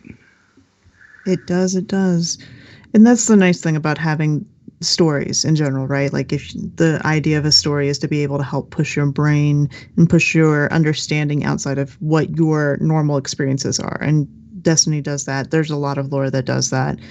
Heck, I've been watching Critical Role nonstop for the last week and a half, and they do that in their own very weird Traveler Con inspired way, which not PG, by the way. But anyway, we're not going to get back into it yet. We're going to wrap up this episode. Blue, do you want to take us out? Yep. I just want to, again, really from the bottom of my heart, thank you for your time. And until next time, remember, with wisdom we conquer, stand strong, stand tall, and keep exploring. I'm going to go get more water. Yeah, you should do that. Stasis is going to be a trick. Still waiting for the shoe to drop here. One thing that I've been tooling with is the speaker's first line to us back in D1. In his dying breath, the traveler created the ghost to seek out those who can wield its light as a weapon, guardians to protect us and to do what the traveler itself no longer can. Yeah, how's the ghost going to be able to handle the darkness? One ghost, maybe not well. Well, all the ghosts, maybe they make a giant laser beam. Here's a theory for you. Bungie is talking about making the mod slots available for the ghost, but what if there's something that we can actually... What if they write a lore reason for us to be able to have Stasis using our ghost? What if they actually make that a thing where it's not necessarily a darkness mod insert, but I don't know. Something. It's just an idea. I mean, they've already touched into it if you think about it. Think about the first time we got near the pyramid. The ghost itself says, I can feel something reaching into me. Mm-hmm. So if they commit to letting the ghost decide that, hey, this darkness is reaching into me, I'm going to let it take over. Now you have stasis. Yeah. Yes, the shard in the EDZ was considered corrupted. It was, from our understanding, it was part of the original break off of the Traveler back during the collapse, which makes you wonder if the darkness had some sort of blast that actually did it or not. Don't know. Rasputin nuked it. Yeah, I know. There's a lot of people who still love that theory. Possibly letting us have a darkness fish. I think those things are freaking adorable, and I would rather have that than my ghost. No offense to my ghost. He's just kind of shit. Does Jay have a fan, or is the tassel in his chair just moving by itself? What in the... I'm not looking at the video. I bet he has a fan going. That's what that looks like to me. Either that or we have some new footage for nukes. If Ghost had a throat, Green would have cut it. Nah. I wouldn't have cut a ghost throat.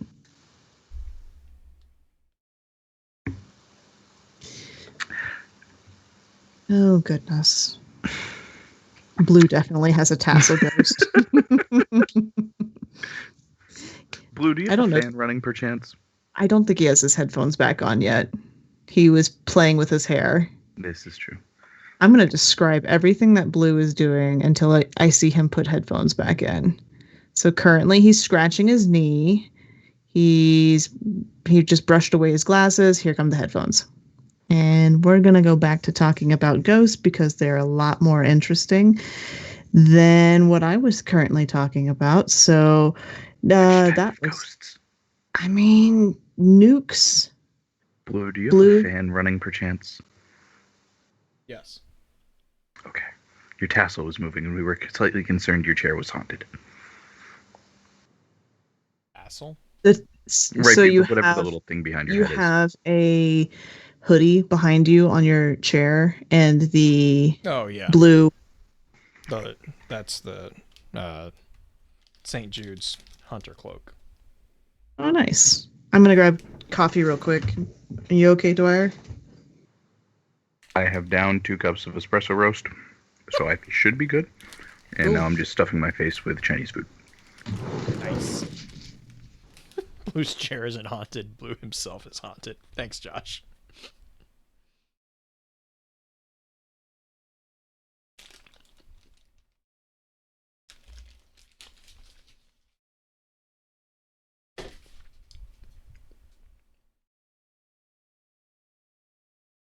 Oh god. If our ghost eye turns red when we get stasis.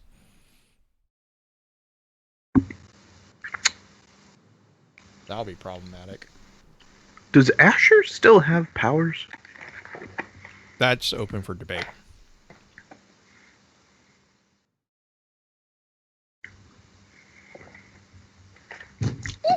God bless it.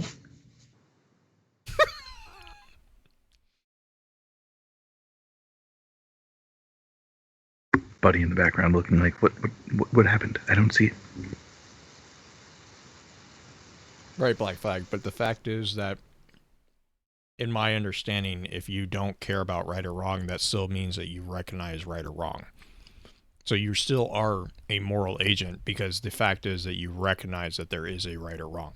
You don't care about it. That's cool. But you still recognize it. You are still morally considered a free agent with regards to culpability.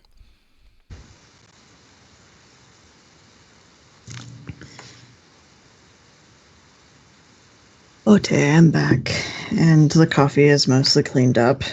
Destiny, no, I'm not. I'm picking up the new Xbox. You talking about the back orders on the PS5 in chat? Are they back ordered already? I mean, that's not a surprise, but They sold out within like an hour and a half or something. do you hear Amazon about was sending out a bunch of different notifications today that I saw on Twitter that their orders will be processed in a timely manner, but it might take months. Which is like Dino, fudge bucket. I agree. I did not order one. I wasn't planning on getting one right away just because of the bugs that are inevitable in the release.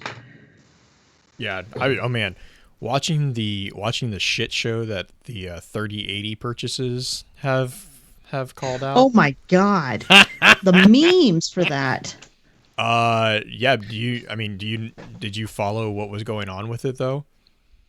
I did not. I just know that it's supposedly the next big thing. Like, great.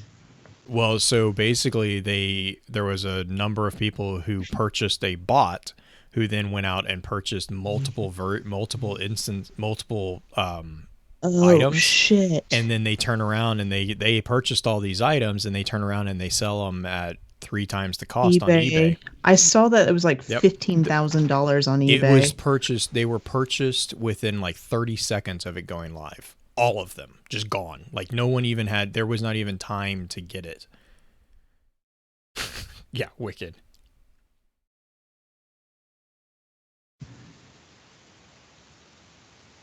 Those people are evil. I mean, scalpers. Buddy. Yeah, so like my Dino, I agree with you on there. Like Stasis, my question with Stasis is that I am very curious how they are going to fit it within the trifecta that exist as base elements, because we have an established cycle of those elements already. So my theory is that Stasis is going to be the state of state of matter between void and solar, I think, was the one I came up with that made the most sense. Yeah. We'll see. Because it goes solar arc void, and then it comes back to solar arc void. And so I think stasis would make sense between void and solar because it's the frozen point at which part. The fact that stasis is going on to weapons, armor, how the crap are the foundries wielding so-called paracausal powers? Has it been confirmed that stasis is a paracausal power? I mean, it's just the same as paracausal power as void would be, wouldn't it? Yeah, but void isn't a paracausal power. The ability to wield it in the way that we wield it is paracausal. Void Right, is but in and of the itself a base stasis isn't element. necessarily a paracausal power. It's No. absolute zero. It is Right? yes. It is- Yes, you're correct. It is as much of a paracausal power as solar, arc, or void is, and none of those are paracausal powers. The paracausal power is the ability to summon them without having to cause the summon. It's the sidestepping of causality to summon them into existence. It's me making Trigger. a small throwing hammer show up and then hit you in the face. Exactly. Without Yeah. crafting that hammer and then lighting it on fire, it just appears. The problems triggers if you say the idea that stasis is entropy, even though it's something we've talked about on the show for, at this point, years, Twitter's going to fucking lose its shit. Well, but I don't think. Yeah, I mean, I think I agree with you, Dino. I think that the thing is at the end of the day, the more and more it seems is like it's the moral spectrum. It's not the elemental spectrum. Like you have stasis, arc, void, solar, and then how you use it falls within light and dark. But the fact that I you can use think- it has nothing to do with if you're light or dark. Well, here's the question that we were kind of discussing a little bit ago when you had stepped away, and this may be just something to talk about in the episode too. We were discussing the concept of if we are actually wielding the darkness, how is our ghost able to handle that? Because the ghost is used to function to tether the light, not necessarily the darkness. So what is our tether to the darkness, or do we even need one? So Dino brought that one up earlier Yeah, too. the ghost as it stands currently wouldn't be able to do that, and I mean, Correct. in some cases, I would argue that the ghost as it stands today would cease to exist because it would be introducing matter to antimatter. Like I don't think they can coexist.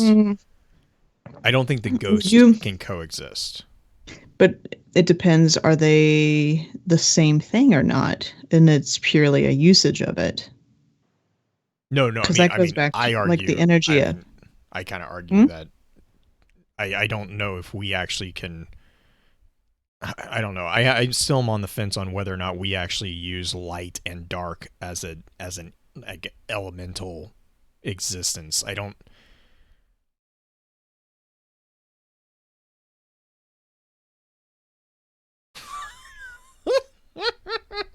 A red setting. Night potato. I swear that's Say the red wedding? that too.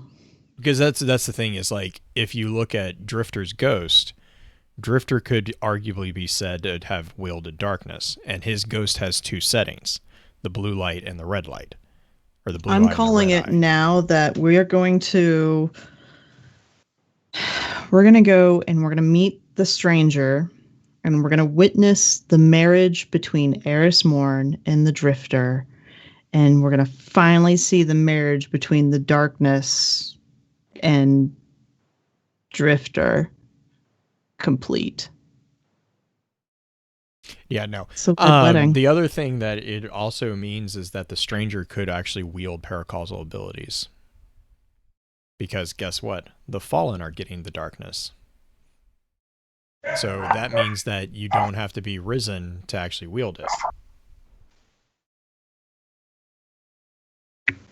Green's been writing fanfics. So Wielding stasis, I consider like wielding any of the normal three elements. I'm going to call them elements. And if you watch through even the Hive, we look at Nokris. Nokris uses his Hellfire. We look at Knights. They shoot fire at us. So those are all solar damages, something like that. Now that Knight isn't protruding that fire from anything specifically. That Nokris is just summoning fireballs and throwing them at us. Mm-hmm. If you're looking at this, they're just learning a new power almost. So I don't think the Hive or not the Hive, I don't think the Fallen are becoming like the agents of darkness or anything. I think they're just wielding a power they've found, like they would wield the Siva from it. Right. Okay. Well, So the other thing about the Hive is that their equipment channels the elements too. So like the acolytes with their void damage, that's actually the only Hive item, or the only Hive like force that is not necessarily channeled through an equipment that you can see clearly would be the Thrall's claws. They do arc damage, and then the wizards with their poison cloud. Like everything else is for the rank and file Hive is actually through either a boomer or the rifle that they have, or the pistol that they have. So, what if the fact that the Traveler is around is what allows us to quote unquote utilize the light, because it is the conduit / battery or whatever we're going to call it. But because the pyramids are here and they've been grooming us to manipulate and capture dark and everything, and Drifter's grand plan of Gambit to teach us how to deposit motes has finally come to fruition with this whole pyramid thing. And he's been grooming us to do motes of darkness and everything. What if the pyramids themselves are actually attuning to us so that we can use the pyramids as a sort of battery, just like the Traveler? And it's not necessarily we're getting a paracausal power, but we're getting access to the paracausal power because of the battery in the background. Wait, who's grooming us? Drifter and the pyramid ships, like the when you're doing the scales on Io or the modes of darkness. Titan. I mean, that makes sense to me. And Drifter has talked about how Gambit has been a preparation for something to come, right? Like it's been his plan. He's been told to have Gambit be a thing by the 9, which is really spinfoily, I know, but it's... Oh god, I think I broke... Thank you for the gift sub, Lux. I think I broke Dino. I mean, it would make sense that if one side can bestow that, then the other side would be able to as well. I mean, that goes back into Justin's theory about, us being spectrum recipients, like being picking up on the spectrum of that particular energy sign. Can we just count this as the episode? Because I feel like we're just still talking about the darkness, and we could just tag an intro at the beginning of it. I will probably do that. Blue, by your definition, when you think about the pyramid scales, what would you like when you think of the word scale within that? How do you think of it? If that makes sense. Like, expand on that just a bit. So at first we all thought of them as Doritos, pyramid chips, whatever you wanted. Now we see these in-game as listed pyramid scales. When you think about that and you read the word scale, where does your mind define that word? That's scale mail. Like, if you watch the way portion of something larger. Yeah, if you watch the way that they like look like they fit into the larger ships, they actually look like they come off of it. Like it's like scale, or what's the reptilian scale type thing, or snake scales. Is it dragon scale? Is that the military armor that they have now? Like it's scale mail. It's basically scale mail, which is basically all the little the little, like, literally scales that are folded over and they just lay on top of each other. It's actually really cool. Like, oh my god, the technology. Like, it's fascinating looking at the technology of dragon scale armor because it's like, Mhm. wow, those guys in the medieval period knew their shit. They knew what they were doing. Yeah. But See, yeah, no, I like always read it. that's Oh, I always read it as like the a scale of skin. Yeah, I always read it as they were weighing us. I can see They that were too. measuring our light. Yeah, That could also, I mean, that is a very, you gotta love semantics. That is a very easy read from the concept of what a scale is. If you want to go another route, which actually doesn't apply nearly as neatly as either of your two routes, you could also argue scale as in a musical scale, hmm Well, a tuning. dancing's kind of where I was thinking. Like scales of the pyramids are like shards of the traveler.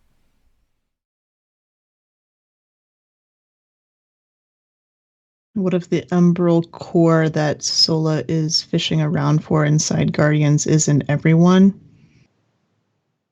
And the bank That would, makes that drop out. yeah, I could see that.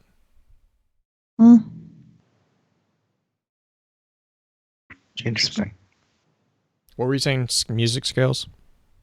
I was just saying that it would be, you can just play with the idea of attunement with a musical scale, because a musical scale is a series of notes that are generally played sequentially that actually work together harmoniously.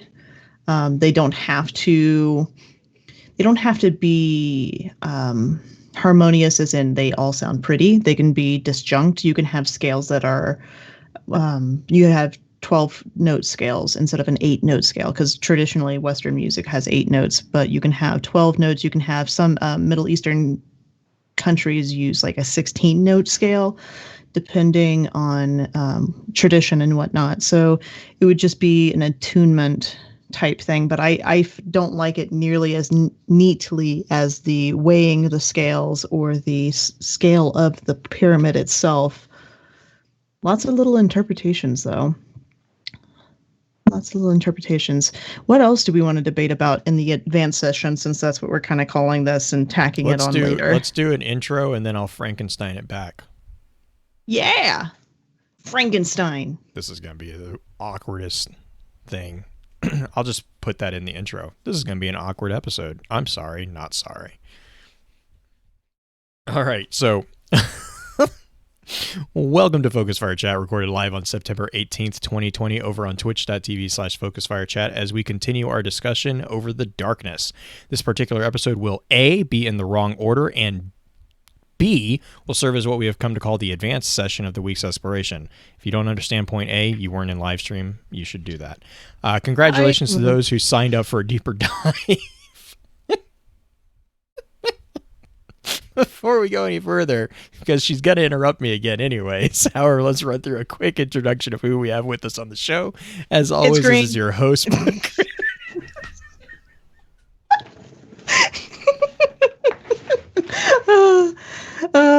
Okay. So yes, I'm going to interrupt last, Blue. but definitely not least, in the hot seat as guest co-host, we have our good friend Dwyer Fire. Dwyer, Hi. how are you doing?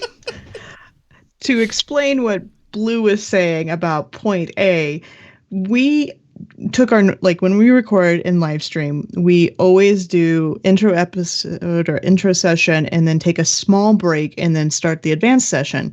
Well, chat was doing such a good job of like directing us and asking questions, and we had such a healthy debate while during our break that actually just continued, that Blue and I decided to actually throw this into the advanced session. So you're going to hear things that don't sound like the normal podcast because they're not directed necessarily from show notes like we normally do. It's going to have a lot more free form, just like you would have if you're hanging out with us in chat. So that's what Blue meant by the introduction. That being said, what we want to talk about, darkness. What do we want to do now? I mean, darkness tastes like chocolate. Yeah, that's why it's disgusting. Why'd you say that? Oh. take that back, Blue Crew. No, chocolate's gross. Okay, are you talking like all chocolate, or are we talking like No. dark chocolate? Dark chocolate. Dark chocolate. I love dark chocolate. Dark You chocolate's take that. disgusting. You're disgusting. This is true. Anyways, so darkness as a necessary component. Moving straight on and not addressing that particular problem. Oh my. Pissed off chat. Success.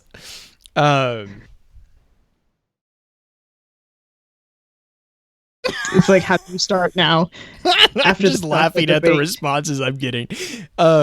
So like real quick to kind of go back to the intro session, like, you know, the argument of darkness as a necessary component. I kind of see that as the debate kind of centering around darkness as a necessary component of what we kind of would define as free will of humanity. It's really similar to the real life debate of necessity of moral evil within a cosmos of what's referred to as libertarian free will. And in that, what that means is, like, within that model, you have to have the possibility of evil. Otherwise, any will within it is unable to be really considered truly free. If you don't have the ability to choose one or the other, you don't have a choice. Like, if I say, all right, you know, you can have anything you want except that, well, that's not anything you want. That's anything you want with a qualifier. That is not actually truly free. So that is what my kind of view of that whole thing is. That being said, the concept also ties into the very big debate of natural versus moral evil, which is what I mentioned in the intro session. And that is able to be really clear, really defined as basically two concepts of evil. The first one is the narrow concept of evil. This is really kind of easy to explain. Narrow concept of evil is really just the most morally despicable sorts of actions, characters, events, etc. The thing about narrow concept is that it can only be ascribed to what's called a moral agent and their actions, or in other words, humanity. And this is usually when you hear evil within contemporary moral, political, and legal context, this is the concept that's being applied. Like, this is what they're talking about. The other concept is the broad concept of evil. This is where it gets really kind of dicey. Because broad concept is any bad state of affairs, any wrongful action or character flaws, really anything. The times that you will see a lot of this concept being applied is within theological texts, such as theodicy or the problem of evil, the debate about the problem of evil. That's what usually you'll see this particular thing here. Within the broad concept is where the debate between moral and natural evil that we've kind of been talking about, that's where this falls. Moral evil is defined as bad states of affair which do result from the intentions or negligence of moral agents, and natural evil is bad states of affair which do not result from the intentions or negligence of moral agents. An example of a natural evil is the fact that, you know, like I had kind of said in the intro session, the world is a real thing, not a realm of shadows and appearances. So the environment around us exists according to the principles inherent to their nature. An example of this would be, you know, wind will knock over a tree that has grown old and rotted. And, you know, if you leave a rock out for centuries, it will actually eventually crumble. Each thing operates according to the principles that shape its activity. So animals follow instinct, you know, weather adheres to the laws of thermodynamics, and even stars obey the laws of physics. Which is why within those particular realms of science, those things are always changing, is because we are learning more about our environment, and we are expanding our knowledge about it. So that's why, you know, ultimately speaking, science is a giant theory. You know, the empirical theory is that is, you know, that's what it is. That's why we do the scientific method, is to test those hypotheses, to grow in our knowledge. But the important thing here is that natural evil is something that we don't cause. Like it's something that just is a result of the stuff in the universe around us. Whereas moral evil is something that we cause. So natural evil would be your natural decay, your entropy, the breaking down of things, right?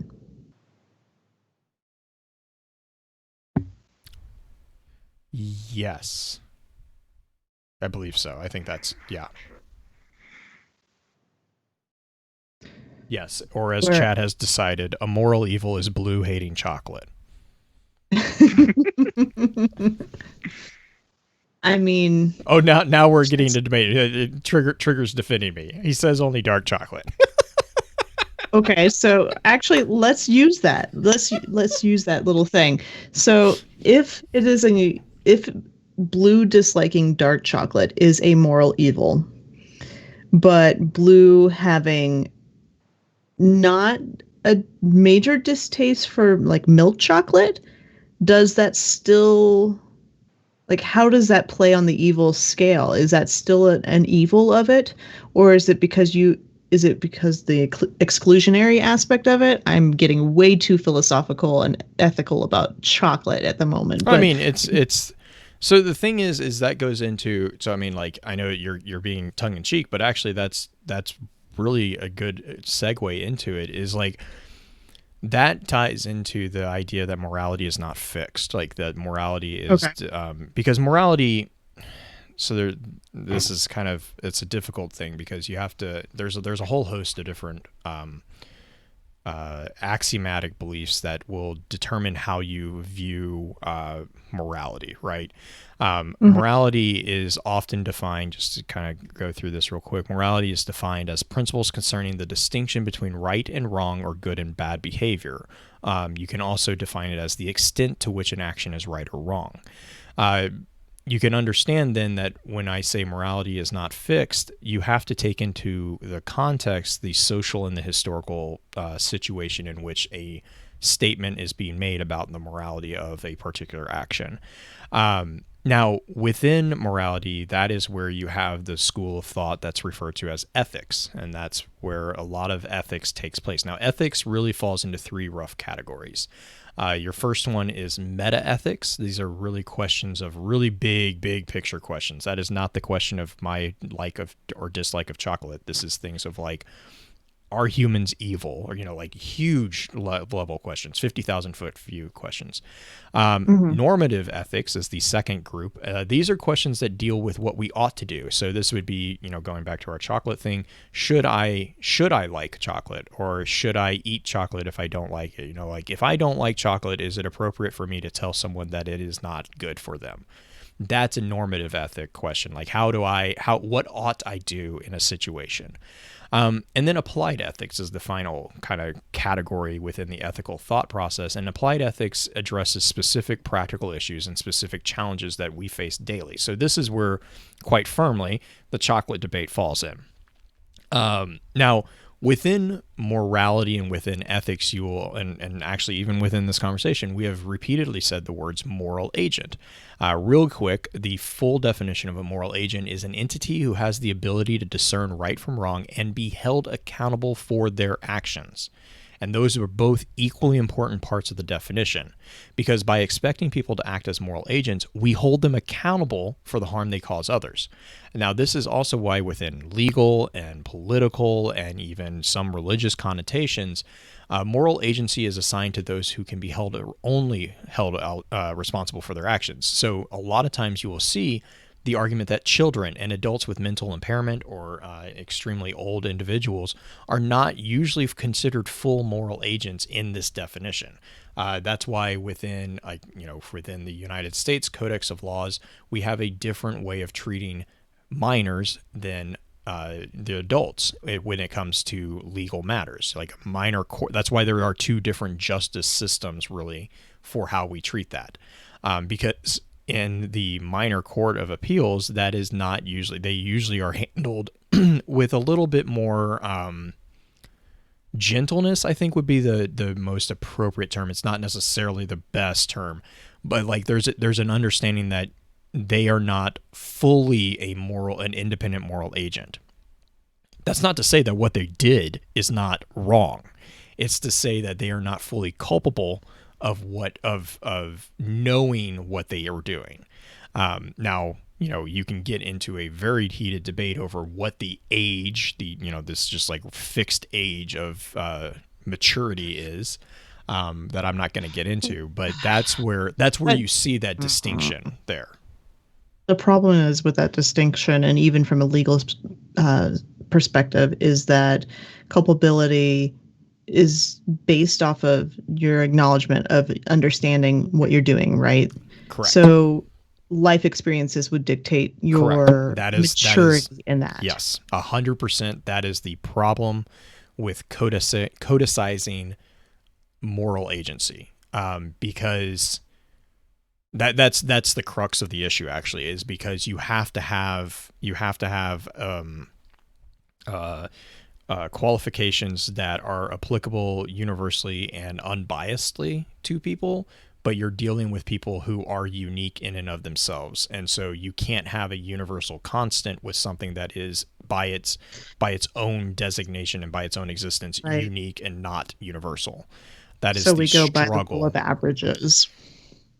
Yeah, I mean, basically that is sadly the state of. I mean, that's just sadly that is the truth right there. Is you just, if you're an outlier, you're gonna either benefit or be it's gonna be a detriment. Yeah, that's the really sad part about that. But that's the argument of culpability. So when we talk about that, like the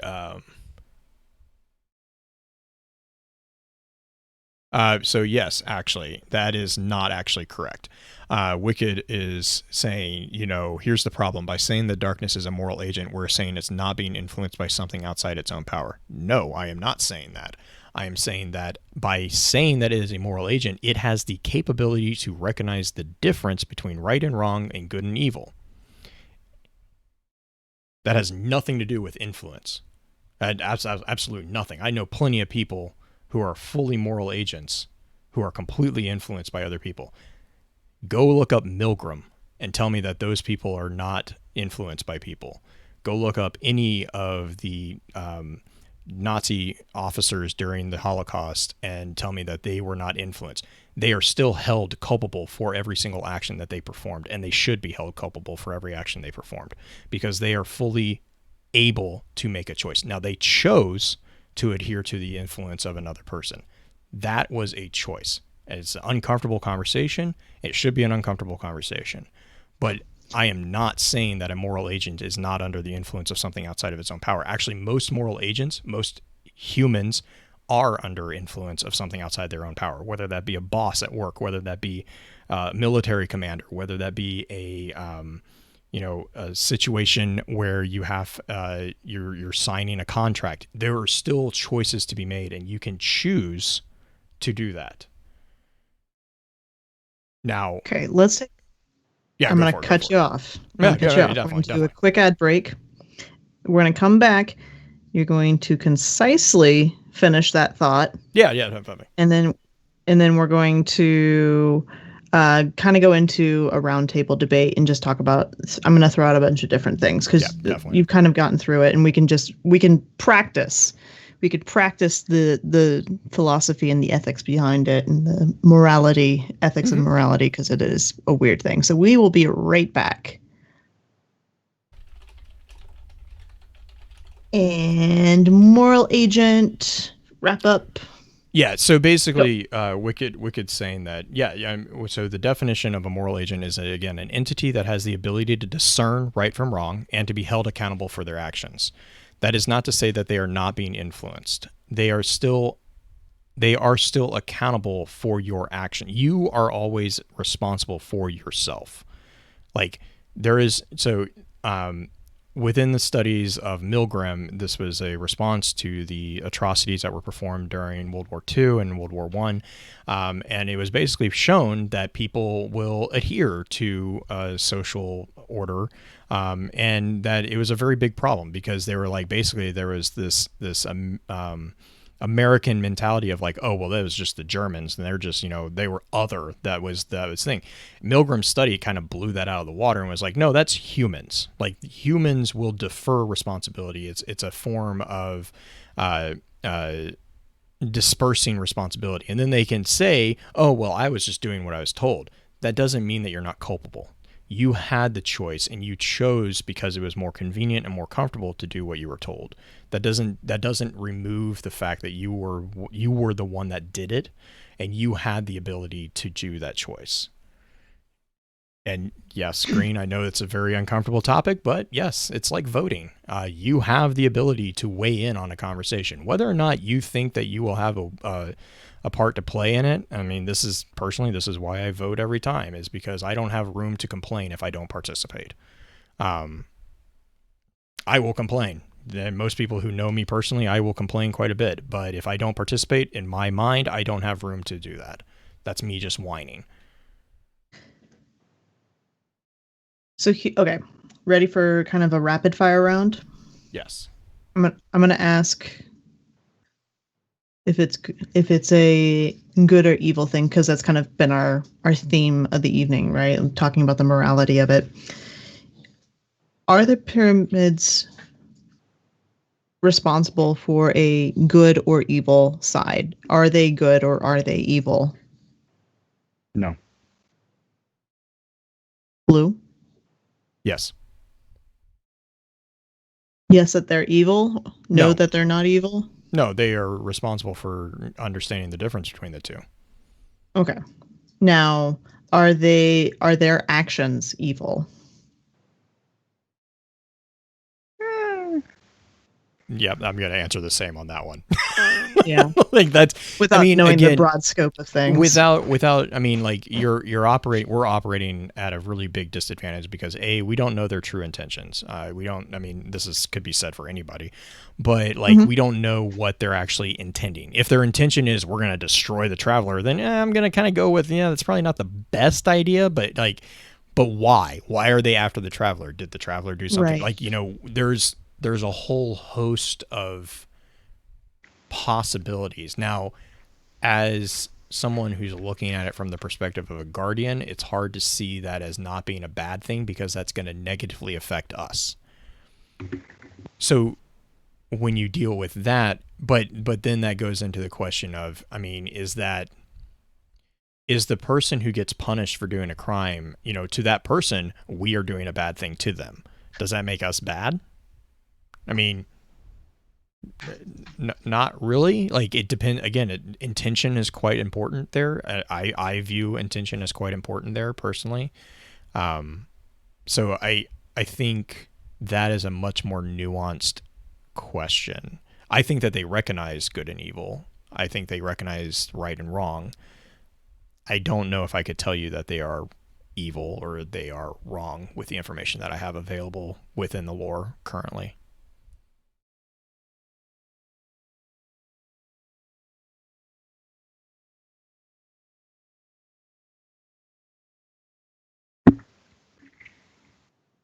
Sorry, my dog is doing something very, very bizarre, and I'm a little concerned, so I'm going to check on him. Okay.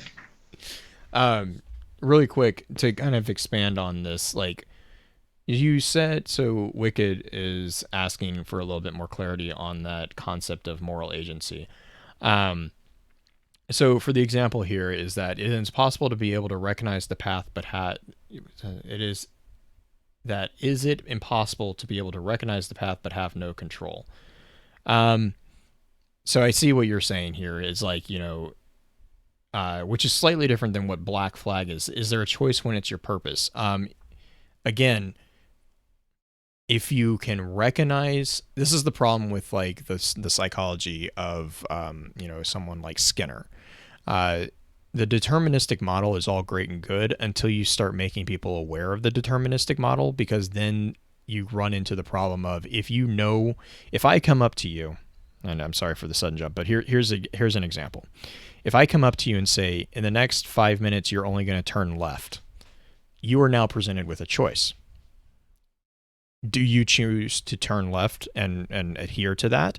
Or do you choose to spite me and turn right? That choice is completely on you. But I have told you that everything that you've done in your life up until this point, you're going to do this. Now that I have told you that, you have that information. You can process that information. And humans are of such mental state that we actually have the ability to change. Like, once we are made aware of something, we can change it. Now, going back to Wicked's, so example, I love this. This is a very funny one. You strap Raz to the hood of a car. She can see the left-hand turn, but still I make her go right, and she can't control that. So she is not a moral agent in that specific scenario because she is not the one doing it. But what I'm saying is that, okay. So yeah, chat's talking. If you can't choose, my argument is that by recognizing that there is another option, that is choosing. Like, if I know that before me is two options, then it is my choice to either adhere to what I've been told is going to happen or to deviate from that path. It's when you run into a scenario of this is where it gets dicey, because let's say there's two options, but I don't know that the second option exists. Then in my perceived reality, there are no options. I am doing the only thing that is available to me. That's where it starts getting dicey, because again, intention is a large percentage or a large part of this entire conversation. And your reality is also a very large part. That's where you kind of get into this kind of relativistic view of morality. The fact is, oh yeah, go for it. So part of what I've been doing for work now is I work in a lab. Now, if any of you have a decent biology background, stem cells are undifferentiated cells that can turn into any cell of the body. Mm-hmm. So if you're looking from the perspective of that cell, it can go in any direction it chooses. Now, I take neurogenin 2 and treat it with the cell, and I force that cell to turn into a neuron. Mm-hmm. I'm making the choice for it. It isn't making the choice for itself, so it cannot be the one considered as the moral chooser of the decision. It is not culpable of that path. But that's the same as doing a computer program, right? A computer program, very similar. Computer programs can do anything that we program it to do. They have the full gamut of possibility, but we program it to do a very specific task. I will not be saying that a computer program is morally culpable of whatever actions it does because it was designed to do that. That is not the case with human beings. Like you can't. The problem with the debate about free will is that it is something that just, if you believe in it and you agree with the concept of free will and the ability to choose, it exists. It's not something that can get toggled on or off like a stem cell or P53 or a computer program. You will always have a choice to do either, the right thing or the wrong thing in that situation. And the fact is that this is where the conversation gets really sometimes uncomfortable, because one person's right is another person's wrong. That's kind of a universal standard. Anytime you go to war, you're going to see that. The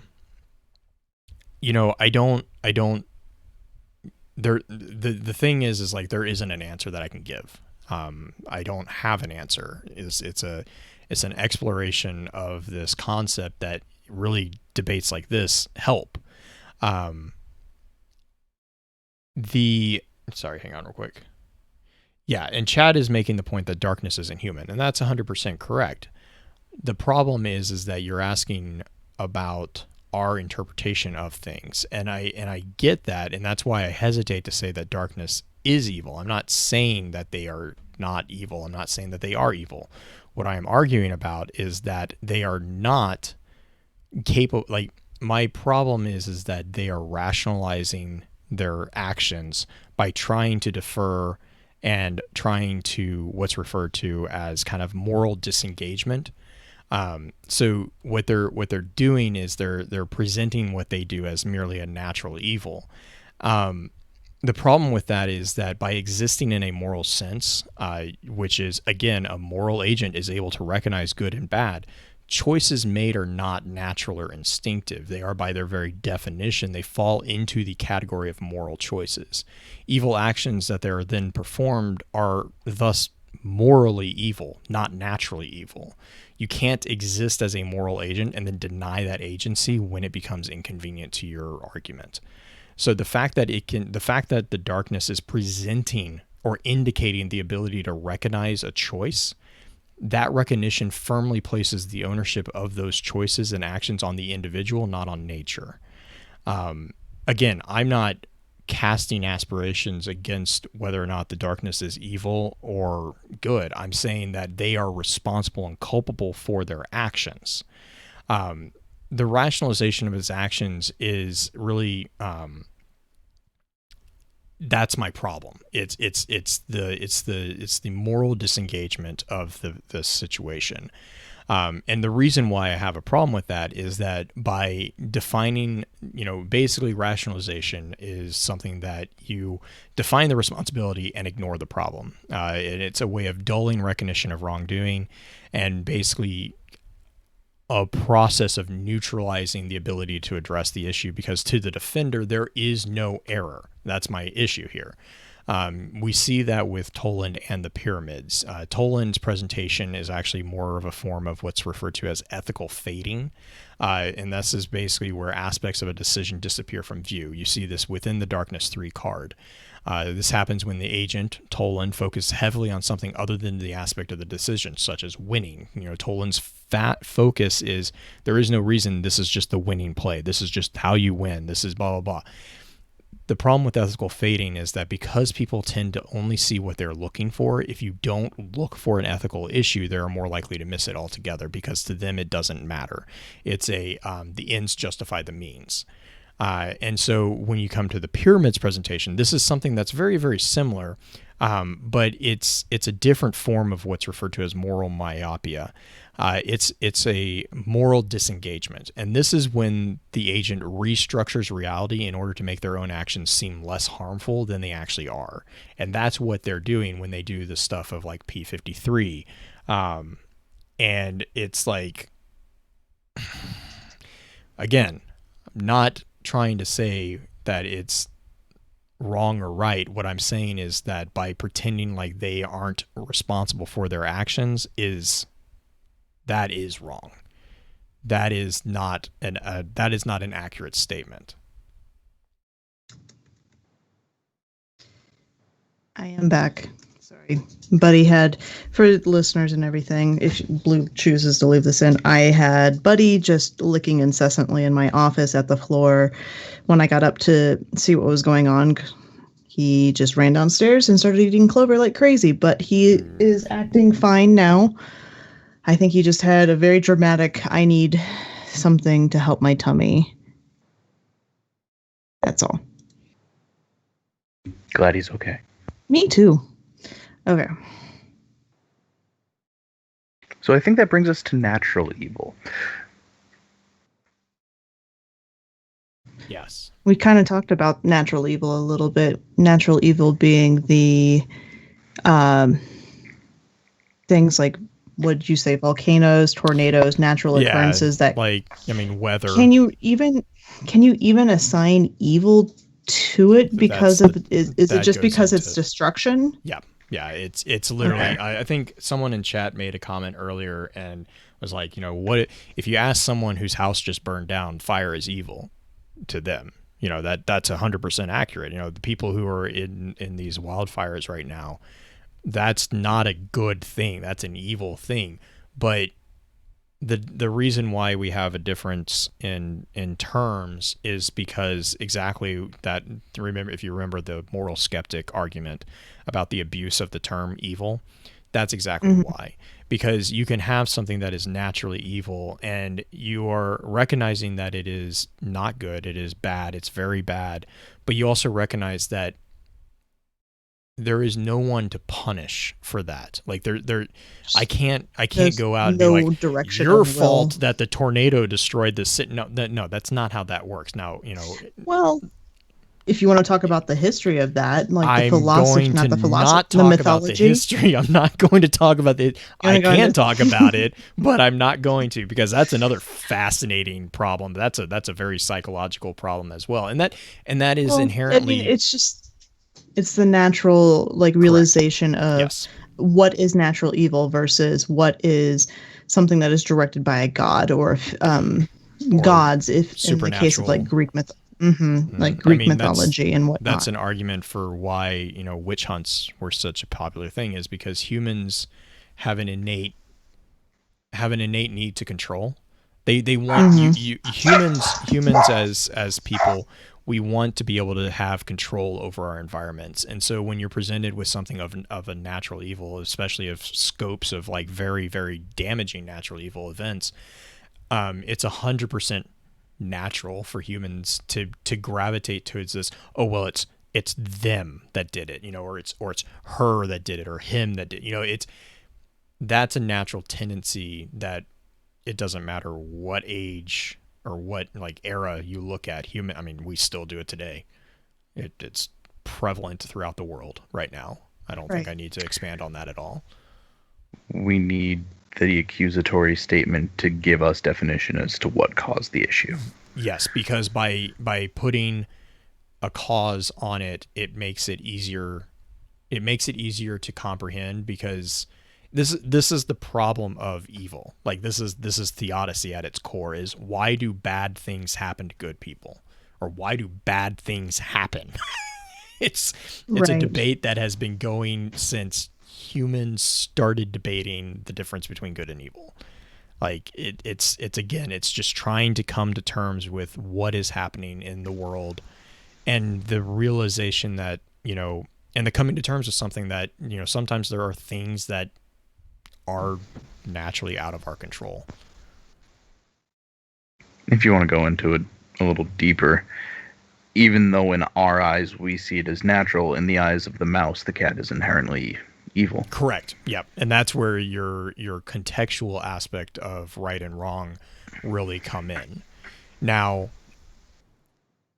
the debate there is that we are projecting a sense of morality onto the mouse and the cat, because to the mouse and the cat, that gets into the culpability debate, because to them, to an animal, if they are not self-aware in the sense of being able to determine which option to choose, again, this is going back to choice, then they are simply following instinct.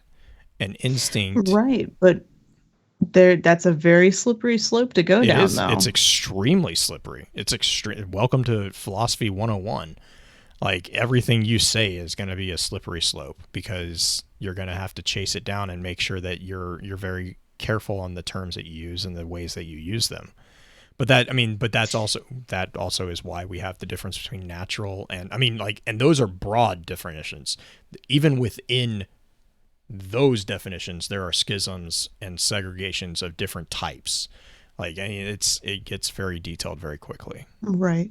I think the problem with assigning natural evil to things such as cat and mouse, saying that instinct is a word that gets thrown around a lot for the idea of not having choice, but that is not necessarily true, because instinct, you still have the choice, and so would a cat. A cat can make a choice between, am I going to chase down this mouse, or am I going to do something slightly different? That's a real slippery slope to assign, and I think that's when you get down into like the idea of self-awareness and stuff like that. Angels' free will versus humanity. you can have a being that does not necessarily have free will, and therefore, I mean, it's hard to, I don't necessarily want to say therefore he has no choice, but because that's obviously not true according to stories too. So, Well, and that's I where don't you get know. the definition, or that, yeah, that was another conversation I've had, and I definitely am willing to have that conversation, because there's explanations even within theological text of that whole myth. I mean, that's been explained extensively too, from a religious or mythological standpoint. So it's again, choice is a choice. When you deal with morality, when you deal with ethics, choice and the recognition of choice is a huge linchpin to the entire conversation. If you can recognize the choice, then you are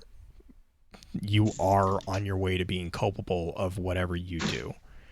Whether or Right. not you instinctually, like, humans have instincts. I'm not saying that we don't have instincts, but humans also have the capability of suppressing those to a degree. I mean, there are some things that you will instinctually do, but you also can work your way around those instincts. We have the ability to in a way, through a mental way, override those instincts. The tribal, like the tribal need to cast aspirations to the other and deny them, has been time and time again proven that we don't have to operate that way. If we operated that way on the instinct and had no ability to choose, the world would be a very much different place.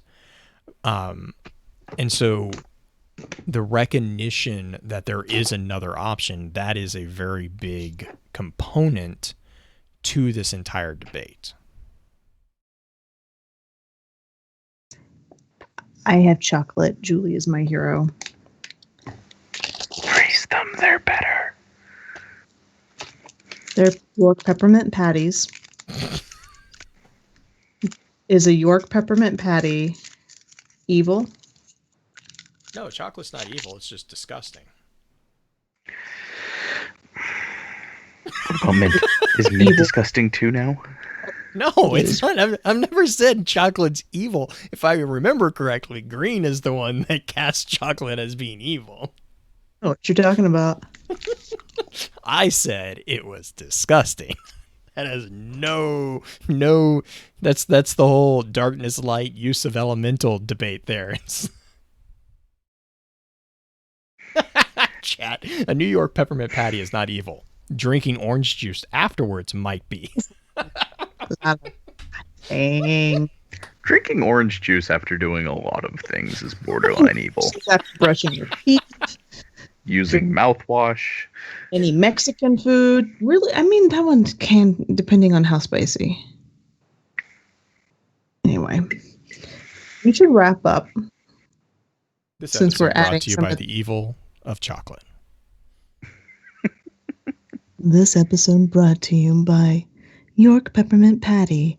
If you would like to give us a sponsorship, I don't know which company makes this, but they should give us a sponsorship. Hershey's. Contact us at focusfirechat@gmail.com. When you talk about making the choice which leads you to being culpable, the one thing that always comes in my head is the old philosophy class, like general. If you see the people on the train tracks, Yeah, you the pull trolley the lever problem. to make it go left or right and hit the group or hit the single and leave it alone. That's the trolley problem. And- yeah, that's a fun yeah. one. And the thing is, like, everyone's like, "Oh, you're not culpable until you make the choice to pull the lever." I'm like, yes, you are, because you're Yeah. actively choosing not to. Correct. You are culpable the instant that you recognize the situation, which sucks. But I mean, it does. It's a terrible situation. But that's also the point of the trolley problem, is that it's a lose-lose situation. So then it becomes a debate. The trolley problem is used as a way to introduce the debate of, is there a degree in evil? Is there, what is the greater evil? Is killing 5 people more evil than, you know, killing the one person. And that's where you also start getting the different variations of Charlie problems, which are always fun to listen to, because then you can have like, well, the one person is a prisoner and the 5 people are innocent school kids. Which one do you choose? And it's like, you know, this is at its core is the Charlie problem. Okay. I'm going to make a musical reference. Dwyer might get it. I know you won't, Jay. That's fine. Perfect. There is a character in Wicked called Fierro, and he sings I a do song get called this one. Dancing Through. You do get this one? He sings Yeah. a song called Dancing Through Life. Would his character, because his whole idea is don't think about it, don't make those hard decisions, would his character be considered good because he can never actually make the choice in that? No. If you're going on the extreme end of things, obviously he does have some choices, but if he was not able to make choice and he just basically could not recognize it, would he be considered evil? I don't wouldn't know consider him enough. anything. Yeah, I don't know enough. I know that he's the one that turns into the Scarecrow, right? Right, but I'm that's all I speaking know about more, or he's Tin Man. It's more of the concept of a character, a human being who does not actually actively recognizes those situations. He purposefully, basically, and I don't know if it's purposefully turns away from the situation or just doesn't ever look at those situations. Well, and see, that's could where you intention even comes have in. somebody like that? Yes, you can. Yeah, and that's where intention comes in, because if you're intentionally looking away from a situation, that is a choice. You are looking away. But if you're not aware of the situation, then you're not culpable of that. That's why these debates get so dicey, is because a lot of it is like, you know, were you aware of the situation? Well, no. I mean, okay, now are you lying? Or, you know, like there's a whole different thing going on there. And that's why, you know, there's a whole game based on it. Yep. Is that a reference to the one that I don't know anything about? Yep, it is. Okay, it's a cool. reference to Among Us. Very good. So, but like the whole thing with that is that's why within, like, so from a religious standpoint, that's why a lot of times a lot of religions hold that, you know, at the end of a person's life, they're weighed by a god. They're determined. They are judged by something that is more than humans, because that entity, whoever that is, whether that's, you know, Osiris and Ma'at, whether that's, you know, the god of Christianity, whether that's the you know, the Vikings pantheon, or whatever the judge, the ending judge, or right, whomever. the ending judge is always a supernatural being that can see into. That's why within the Osiris Ma'at mythology, they have two components. They have the trial, and then at the very end, Ma'at weighs the heart of the plaintiff, and the heart feather, is right? Yeah, against the feather, and then that's where you have either he gets consumed and by I just blanked on its name, or it goes to the paradise. It's the crocodile / monkey / something. A pet. Yeah, thank you. But so that's where that kind of stems from, is because there's a recognition that the intention really does matter, and none of us are capable of knowing fully another person's intention. Like, we don't know the full extent of a person's culpability of that. That's where that kind of comes from, is because then that's kind of that inspiration to be like, no, if you have good intentions, even if something does happen, if you are truly trying to be the best you can, there is hope that there is someone who will recognize that.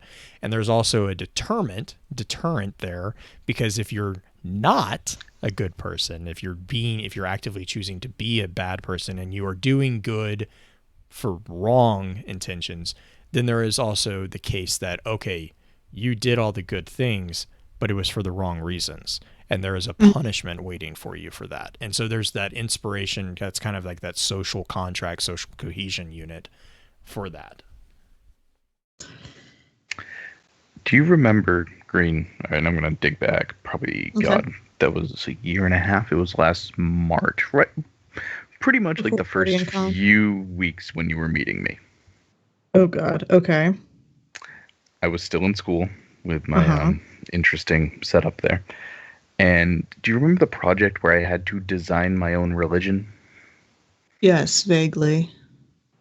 So, out of the tail end of this, it was the weird idea where it is not, in fact, a God judging you at the end, but you judging yourself while looking back on the decisions you make. Well, okay, so there's actually a show based around that very same premise. The Good Place.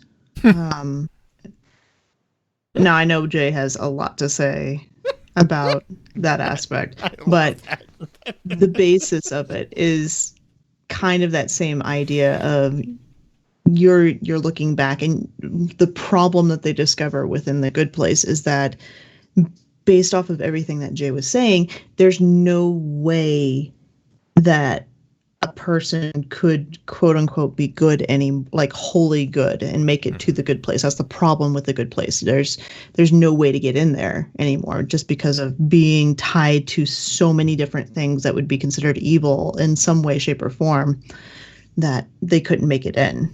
And they go through, and just watch the show.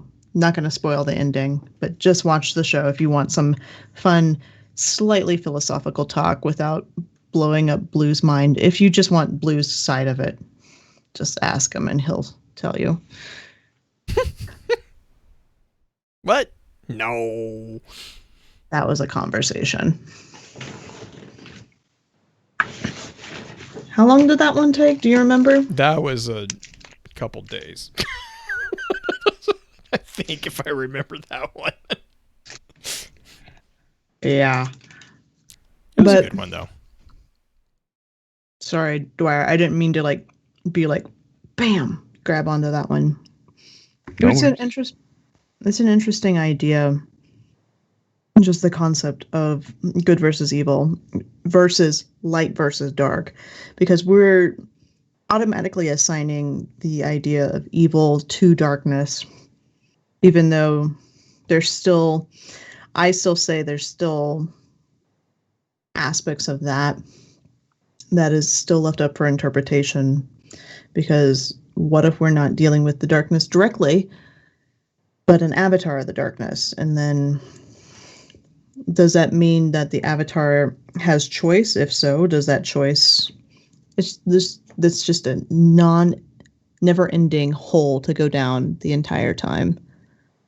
Yes. I also think part of why we're attributing darkness to evil is just as human society and as a society of people who used to live in fear of darkness way back when, it's what we've naturally done forever. Think of when you were a kid, oh, nothing good happens after midnight. Oh, all the monsters come out at night. It's that theory that once the sun goes down, nothing good comes of it. Right. Oh, that's because there's the natural fear, right? You're less protected. You have less sense around you within the dark, because we naturally need light, because we attribute a lot of our existence to seeing things. It reminds me of, there's a comedian who always makes fun of his kids because he's like, they have really bad decisioning processes because, they're scared of all these monsters coming up from the hell, and all this stuff. And they're like, but if you leave the light on, they're safe. He's like, because, 60 watts of nothing is going to stop. It's like, yeah, it's true, that's though. magical thinking. That's magic. It's the magical thinking of a kid, and of, that. Not even that. It's the natural instinct of it, right? You Right. think back to prehistoric times, or even not even then, just pioneer times, having a campfire. There's something about having light and having the ability to sense things coming that gives you the chance to react. that's the whole point of having light. Yep. It gives you the ability to react to that darkness if there's something that comes from it. Maybe that's the real trick of destiny, realizing that our light is just, it is a beacon. It Well, will but- draw darkness, quote unquote, to us. But Well, that's the whole thing. The brighter the light, the deeper the darkness. But the other thing with Yeah. fire, going down that too, is that often the other thing is that the predators of which we were very much threatened by, fire actually kept them away as well. Like animals have a heightened sense of fear when it comes to fire, and most animals will stay away from it. So that's why evolutionary wise, that's where that kind of that adherence to the campfire, that adherence to the light, kind of helped drive that home for a lot of humanity. if fire was the initial deterrent, then the ability or the instinct that was driven into us to be near the light source makes sense why a 60-watt light bulb makes a kid feel better. Yes. Or even a Exactly. 30-watt. Yeah, no, yeah, it's that innate need for safety, and that's a lot of times that's that's not universal either. So, but yes, Black Flag mentions that it can also, Wicked mentioned it, that you can blind too, so too much light can also be detrimental. You have to have shadows to be able to actually sense things, I think, at least more deeply. Yes, I would agree, because shadows also gives you depth of perception as well. It gives you shape, it gives you distance, it gives you size. Yep. Gives you perspective in general. But yeah. Wrap up? Yeah. Do we Let's just do it. end it, or do you want to wrap You up? guys don't have another 2 hours in you? I mean, I do, mean, but I don't know if the how amped up podcast are you, does. Dwyer? We can go on. I don't know. At this point, I don't know. All you hear is a. I was actually kind of hoping for it. I mean, I wouldn't have put it past me. I've done Crash. it before. I'm aware you've done it while I've been on mic. Have I? Mm. It can't be as bad as when I... So, what we used to do is... I used to get up for work, 5:45 every morning. Work from 6 to 3, run home, get cleaned up, eat something, then go to baseball from 6 at night to 11, come home, and we'd try to raid. Right.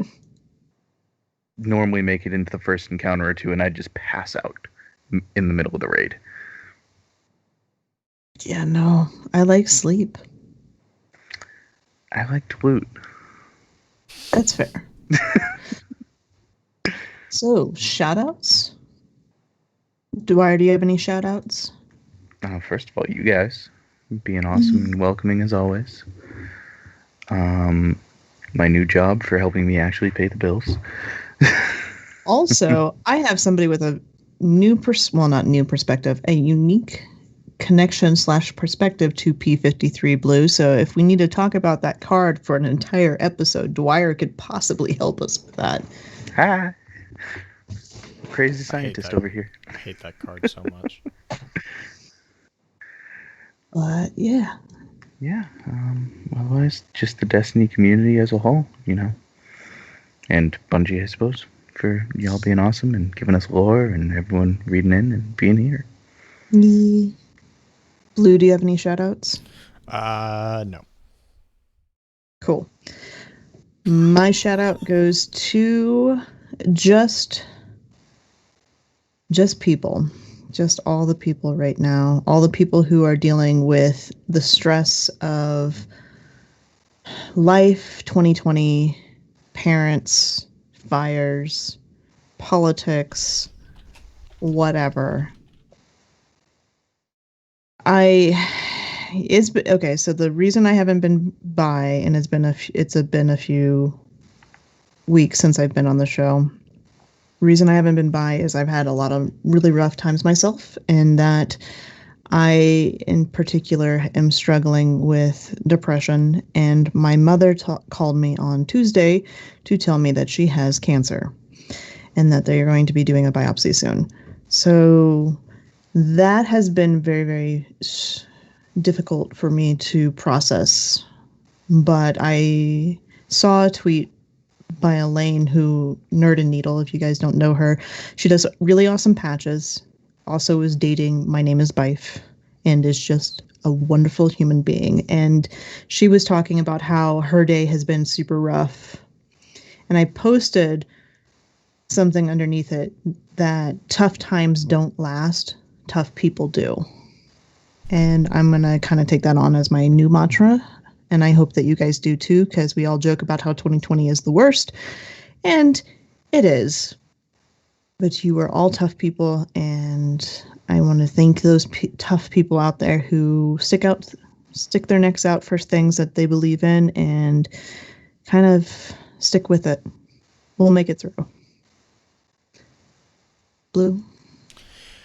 As always, thank you for your time, and until next time, remember, with wisdom we conquer, stand strong, stand tall, and keep exploring. Sorry. Seriously. Didn't mean to go all beard Fuck grizzly on us all of P53. a sudden.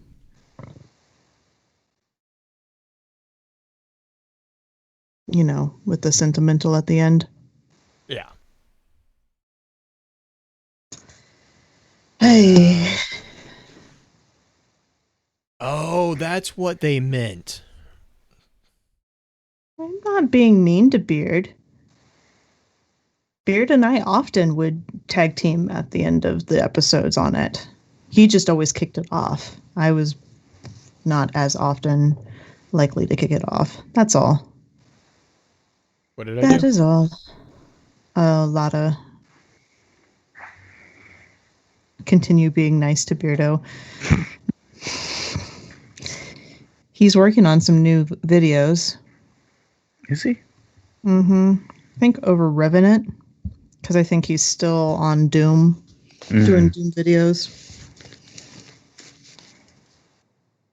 I haven't watched much YouTube in a while. I've been watching a lot of YouTube because I've been watching a lot of Critical Role back episodes. I just listened to the podcast and let my brain wander because it makes work enjoyable. Because the buzzing of tube lighting drives me crazy. So did you start all the way in like campaign 1 when you started it up? All the way, you did start all the way back there, didn't you? Went as far back as I could find within Spotify. Okay. So I got the introduction to all the characters and everything for that episode they did. And then they had stop audio, by the way. Yep. They had stuff which they had run before because they were talking about previous ventures. Right. So I started from wherever they started posting as far as I could find. Okay. I don't know how far back they have on it. What they had the dragon character though. That would have been the very first That was campaign. the first season, or their first campaign. I think they had standalones before that. Vox Machina episode 0, the backstory. Because then Vox Machina episode 1, the arrival at Craghammer. Because they restarted. I think that was when they shifted everything over to 5e, right? Because previously it was all Pathfinder. Yes, I believe so. I do know that they had played that campaign for 2 years prior. Right. That was as Pathfinder because Matt, right. Matt and I think it might have been just Matt. He converted everything over to 5e and helped them shift their characters and everything over to 5e because that was one of the things that was they were showcasing 5e as being one of the systems that was really easy to get into. Right. We should do that. I know, and I'd like to. I actually need to pick up the 5e books because I don't have any of them. I only had the 4e books. But it's part of my paycheck when I get paid next Friday. Oh my god, the books are so expensive. But I want to play in Matt's world. Matt actually released a book with D&D about the world he created for Vox Machina and the Mighty Nine, the world that they exist in is a D&D setting now, which is really cool. I've been looking at, I think it's Roll20 online, Yep, Yeah. where Roll20. you can build your own maps and everything through that. Blue It knows like, it. I've been intrigued. I just have not had time to Explorer's sit Guide there to and actually dig. Wildemont. Wildmont.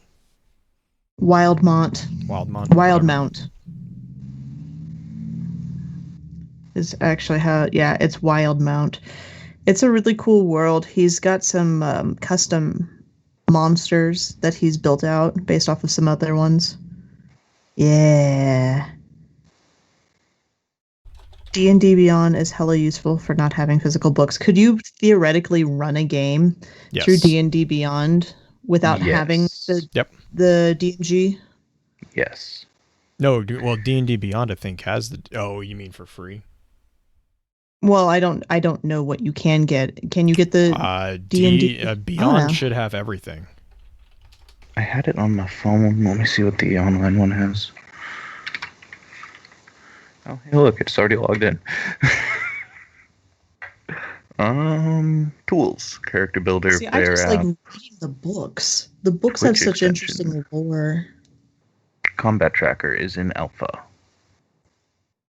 Goth Clan does it every week. Oh, they run everything through D&D Beyond? That's cool. Yeah, there's a lot of people who have, like, 100% gone with D&D Beyond because it's... Yeah, I was going to say... Mage does a lot of role-playing stuff, too. Right. I would ask the other person that you could reach out to is Serena. Yeah, that's true. We did have her on the show and talked about it. And she's really... They both are really good. That's who I defer to, especially because I haven't been super involved with all that stuff. Lotta, they do have the Dungeons and Destiny guide out there. That's free. That one I know Issachel has run with a tiny bit on. Let me see. I think I have...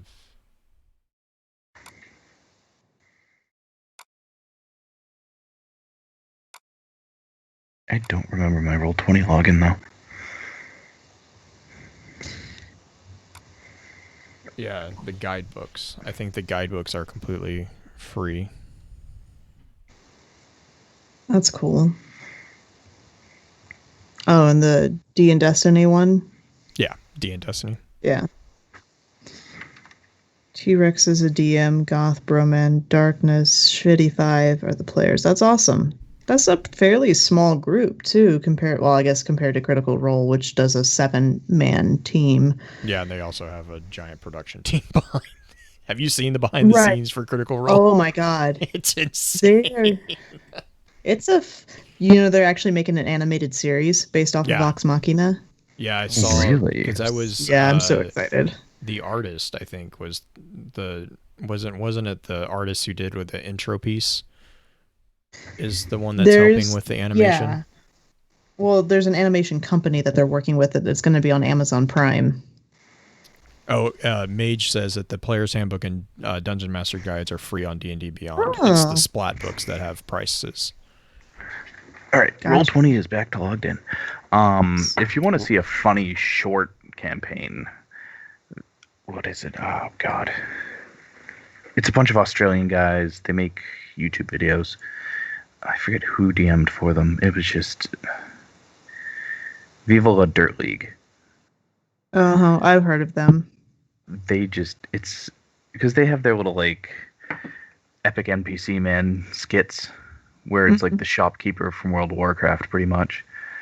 So the people walk up they eat the vial of the potion or whatever, and he's like, "Oh my god, you ate the glass," and stuff like that. They pick up the rat off the ground that's like a diseased rat, and they try to get healing points off it. So they took like the little world they built for that and turned it into a D&D game, and it's pretty funny because they just don't have a clue what they're doing. Oh yeah. I think that's the best part of a lot of those intro episodes, or just the beginning episodes of any D&D group. The very first group that I watched or listened to was actually a podcasting group called Critical Hit. Not Critical Role, Critical Hit. They're based out of Kansas in the Fort Hays area, believe it or not. And they did a campaign in 4E, and started like it was new to everyone. This was after 3.5 and everything was done. And watching them learn the mechanics helped you learn the mechanics a little bit better, and just everything. Just, it's amusing. A lot of shenanigans.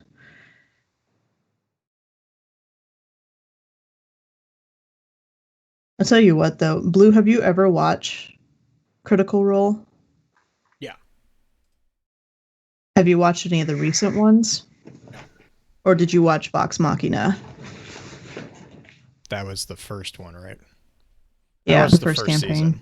I watched the first season. Some of it. So the entire first campaign was 115 episodes long. Yeah.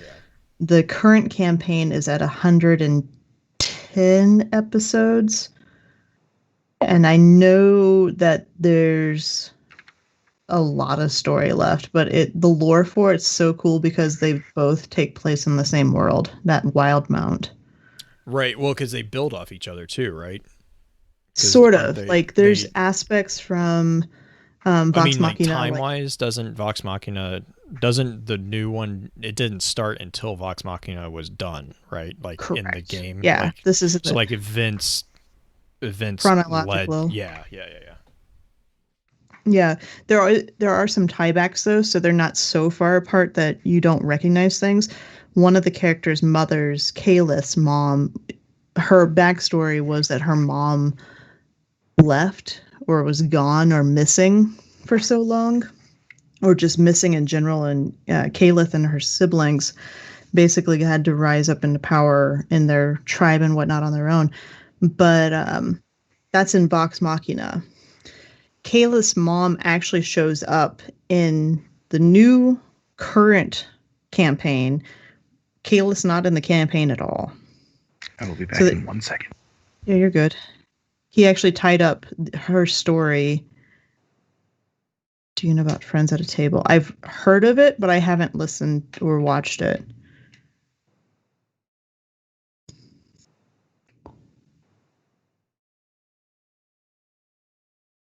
You enjoyed running tables for new players at Gen Con. Neo, did you specifically, like, which edition did you run? Did you run 5e with them, or? Jay, do you have a folder link? Oh, no, I can.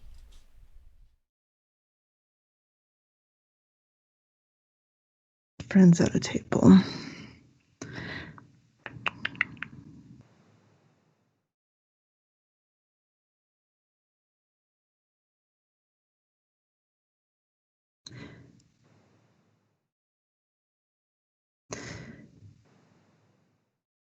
I don't know what it is about Witcher 3. I have tried so hard to just start playing the game and just try to get lost in it like I used to with like Elder Scrolls games. Mm-hmm. I cannot get into it. I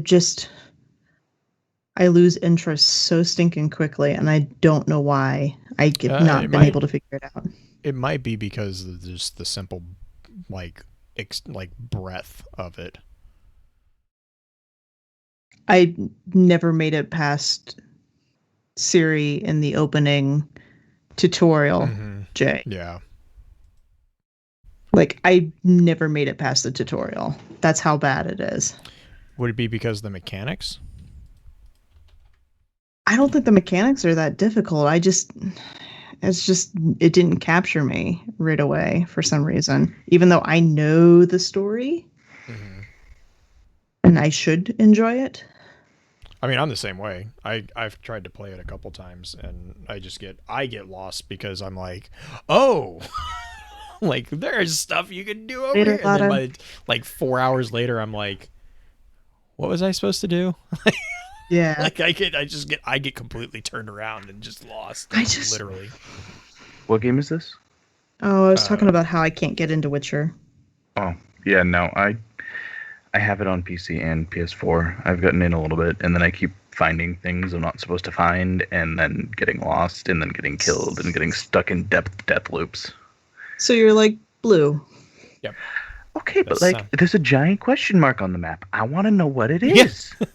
And then it turns out to be this giant ass monster nest where the thing fucks me up and spawns me back outside it. So it That's a comes up. I'm vampire. up, You're not supposed to be here. Exactly. I forget where I was. I was in like the second. So, how far into Witcher did you get? Tutorial. Okay, I got a little past that, but like, you do the first stuff. You go talk to the angry man, then you talk to the fat guy. Right. He sends you on your way, I and think I did after see that, the semi-opening at the first mission. There was some like weird sex scene-ish thing, hologram thing. I don't remember. With Yennefer. yeah, and in the bathtub. No. After that. Well, I mean, it is that, but that's the tutorial mission. It's after that. There's you deal with a warlock or another wizard in a town, and he's the only other powerful being in the town, and he warns you about certain things. I don't know. I may be conflating things. It's midnight here, and it's I mean, that's the show. maybe it is the show that I'm thinking of. Is it like a short elf? I don't remember. It's been. I'm pretty sure that's the show. No, the tutorial is Yennefer sitting at Being her Yennefer. makeup table. Yeah, she's sitting at her makeup table, brushing her hair out while Geralt is in the bathtub. And he won't And get she out, sends- so she summons.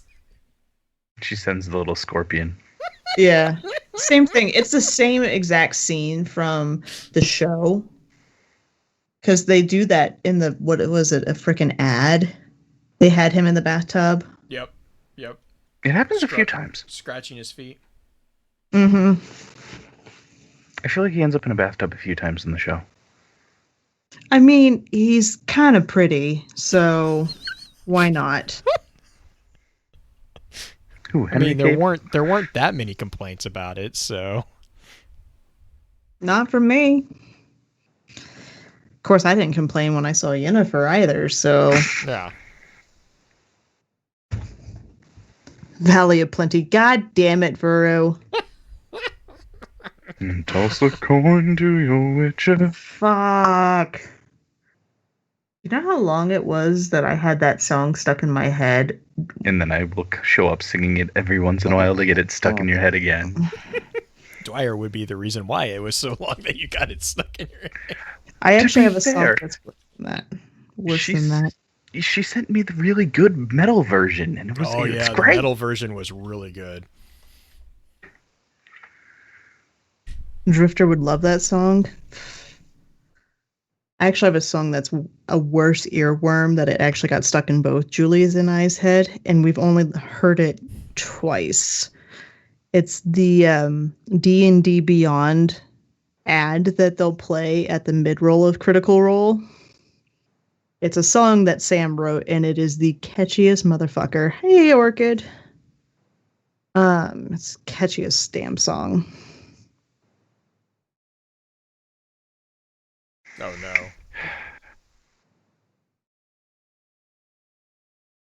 Mage is the perfect warlock? I don't know.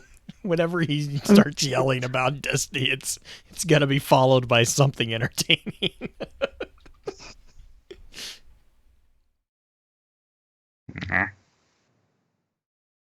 I wonder if there's sheet music. I'm sure there is sheet music to that song for guitar.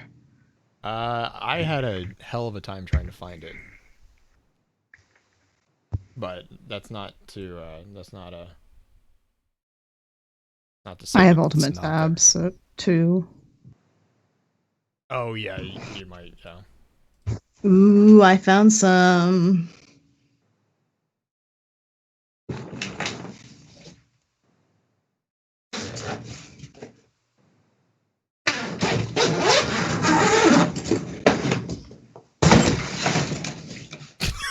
It's like, what the fuck is that sound? Sorry, that was me.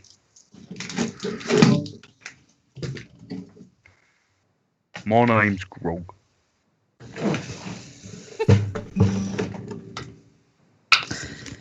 Since we're not in show anymore, I'm not nearly as good as freaking Justin, though.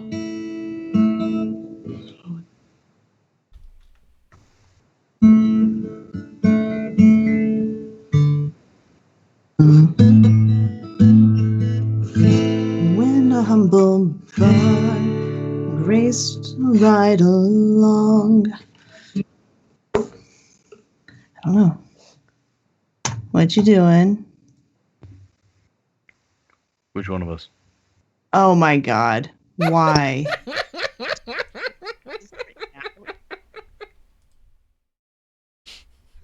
And was made for a fresh new tune about the guardians. Along came the song. Maybe. Maybe. Who wrote this? Did you or Orchid write this? I It wrote sounds that. like one of your guys' things. I wrote it like a long time ago when someone challenged me to Why? write it. Someone challenged me.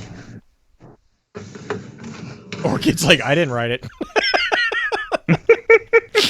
Not my fault.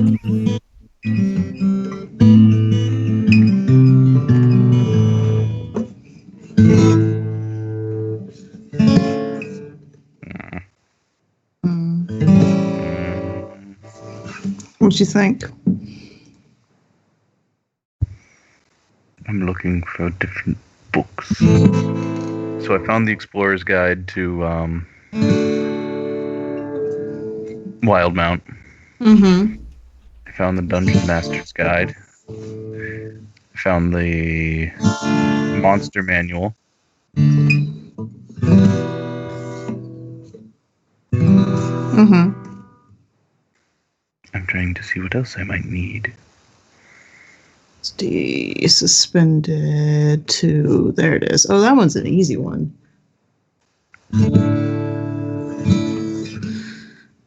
Okay. Oh, D over F sharp. Boo, power chords. I hate The power Player's chords. Handbook might be beneficial.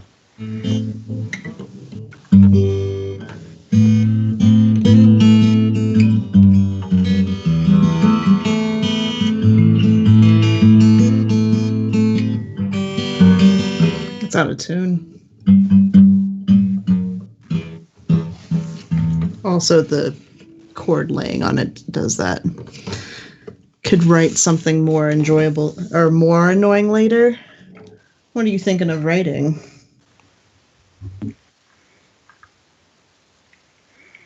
No more earworms?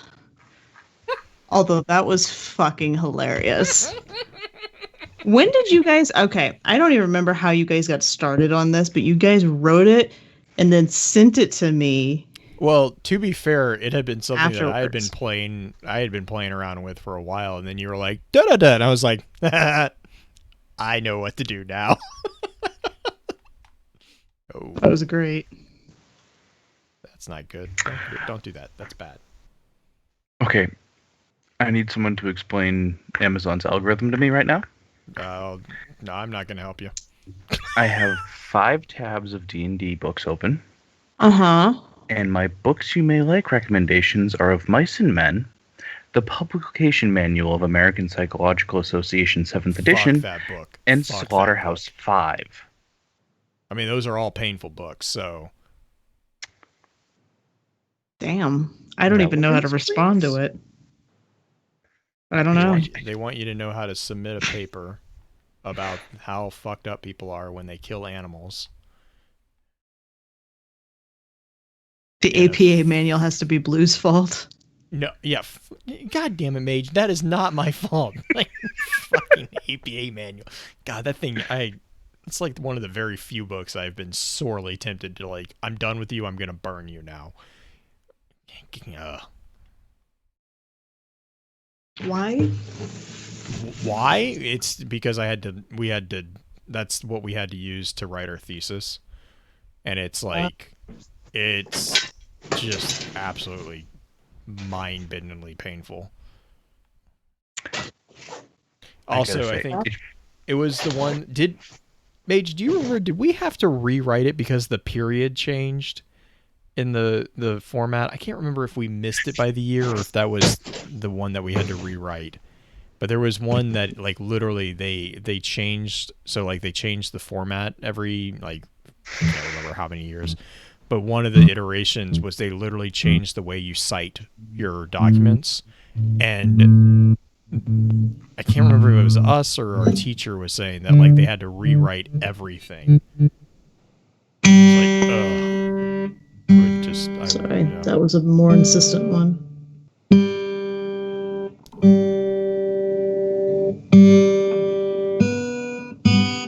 Yeah, It's been a while since I was. It went to 5th edition like while we were doing it. Is oh my god, I hate that book so much. You know, I'm not used to it, but it feels weird to say like when I go to work I'm the least educated person in a room. But well, you've been working at Home Depot. I know. Like even when I was at the insurance office, it was like everyone around me was, oh yeah, I just finished a business degree. No, I was an astrophysics major at that point. Yeah. It's nice to have someone at work I can learn from. Well, they're also making you read scientific journals and stuff right now. And this is true. I still need to finish reading that textbook. Is that better, Orchid?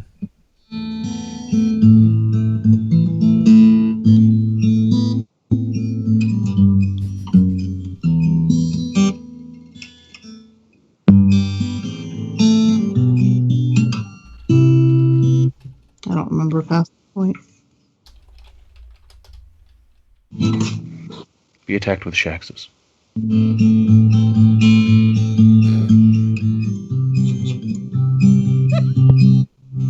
The emote wall. I love it.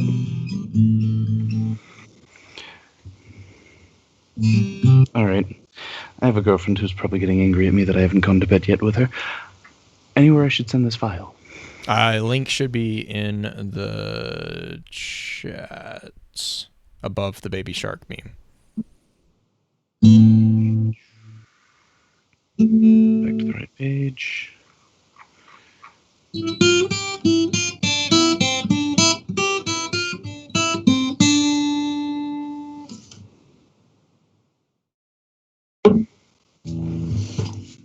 How many musicians are in the audience? That's the funny part. I always like to toy with.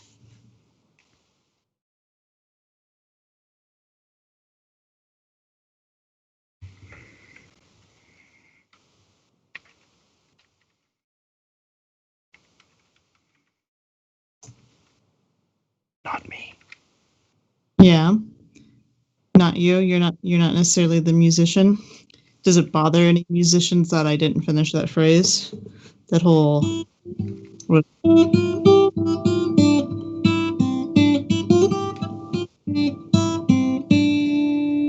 and just leave it.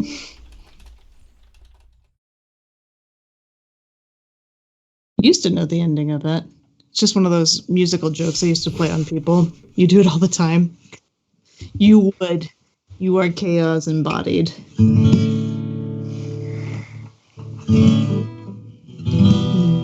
All right, Dwyer. Is there are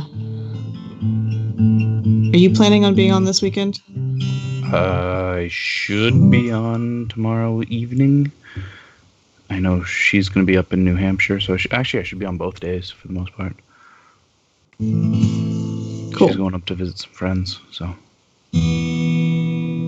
Okay. Cool. I should be on tomorrow evening at least. After you get out of CL's house. Yeah. Tomorrow should be an easy day, though. It's actually been a fairly easy week. She's not having me move things needlessly inside and outside a day apart. No, I kid you not.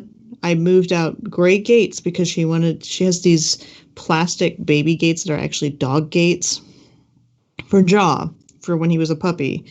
She has an obscene amount of them for one, but she uses them now to lay down on top of her grass where there are spots that could be muddy after a rain or a snow. So Jaw doesn't get muddy, so he doesn't track mud in the house. Oh, Right. yeah. She had I me have put those out. Questions? Oh, I always have questions. You have This woman questions, is- but do you want the answers? Oh my god. This is the same. This is the partner to the gentleman I told you about Jay, that I asked you about all the questions about medication. Mm-hmm. Did you tell him about the salt ring? No, well, yeah, I think I did tell you I about think, this whole thing. I know about that one. There's two of them. We're two of them. One in the front yard, one in the courtyard. Listen, it's an important strategy. He's not doing crazy salt spells anymore, but he's doing all sorts of other things. A so sentence it's like, that you never expect. oh god, yeah, things you never thought you'd have to experience in your job. Yeah, Orchid, I need to tell you about my boss. It's a fun conversation. It's an interesting conversation. Hopefully he's not watching stream. I doubt he is. Nope, he's not on stream. I'm good. He does have a login for Twitch. He watched stream once for like 15 minutes. And then went back to shooing away pixies. No, These I mean, people are yes, insane. but I wish I was joking too. I wish this was a joke.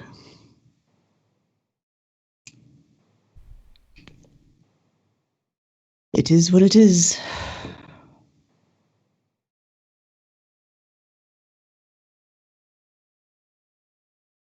I guess I should put my name on it. What you laughing at? Oh, Does he know it. sage smudge his house? Actually worse. Oh, yeah. There's something. So, for a while, there was just salt everywhere in this house, and it's a large. It's considered a mansion in this town. It's a very large house, and then there was the day I came to the house, and he had spilt sulfur all over their stone tile floor in the entryway, the foyer.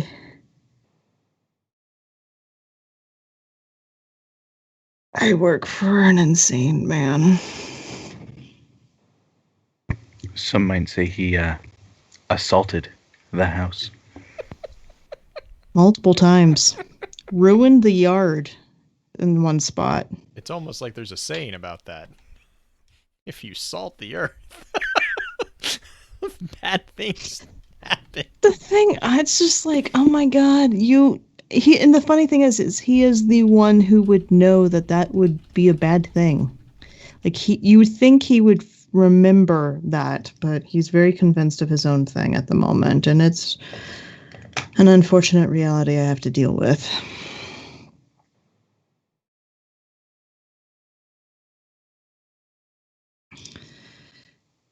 But we make the best of it and get a laugh while we can, right? Yes, very much so. Some days cringes, but yeah. You should go say goodnight to your lady friend. I'm waiting for the upload to finish. Ah, gotcha. then I'll go. Gotcha. curl up with her and get yelled at the fact that it's 2:30 in the morning. Julie's used to it. She'll get used to it. It did take Julie a while to get used to it, though. She doesn't worry about it anymore, though, Jay. For Yay! a while, it was a thing. Oh yeah. Yeah, She just late nights. Oh yeah, yeah. My wife has just come to the decision that she doesn't understand how my brain works. So Which is weird because you guys talk all the time. yeah. Well, she doesn't understand how I operate on whoa, that's really scary. What the fuck are you doing there? Go away. Like this much sleep. Yeah, she's like, I don't get it. I'm like, neither do I, but I don't really question it.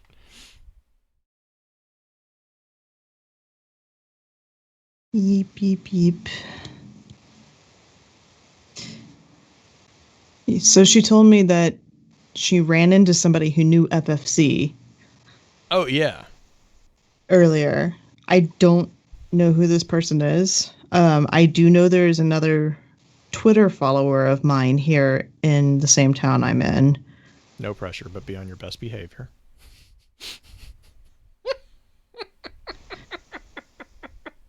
What? I'm trying to think of when I would best behavior. What am I gonna do? Go streaking or something? And even then, it's Colorado. No one's gonna freaking care. They'll probably join in. Yeah, this is true. Oh my gosh. It's not Boulder weird, but it's still pretty weird. I'm so famous. It's bullshit, and you know that, Orchid. Yeah, Orchid was. I was talking to her when the whole thing with the Destiny Roundup thing happened. I was like, oh shit. I was like, oh no, my Google Drive is dying. Why? Because happened? Ramshackle quote linked my Google document for all the stasis stuff on the Destiny Roundup site. Oh shit! That's what you were talking about. I thought you were talking on Twitter. Well, she put it on Twitter too. I was Oh my I God. was watching it. I was like, oh no. How? Okay, do you I was just get? talking to Orchid and I was like, oh no. And then I didn't even realize she put it on the website. But then I went to the website because I usually just kind of glance at the updates just because it's a really good source of information. And it was like, Right. she linked it. She linked my document. It was like, in quotes to Blue Green. I was like, oh no. I have to do things. Make sure Blue this is document. famous. Make sure this document is cohesive. And never deleted. Yeah. Oh shit. Yeah. If I move it, it's gonna be. Blue is known now. Blue's been known. It's down there. Oh, that's a bad spot. Don't go down there. You're playing Minecraft? Yeah. Ben and I are carving out the nether right now. Ben found Nice. out a poor man's dynamite trick with beds, and it has opened up interesting areas. it's I think is the best way. This is why Ben dies a lot. It's because Blue, I'm gonna let you see the chat. Dwyer, have a good night. Good night, guys.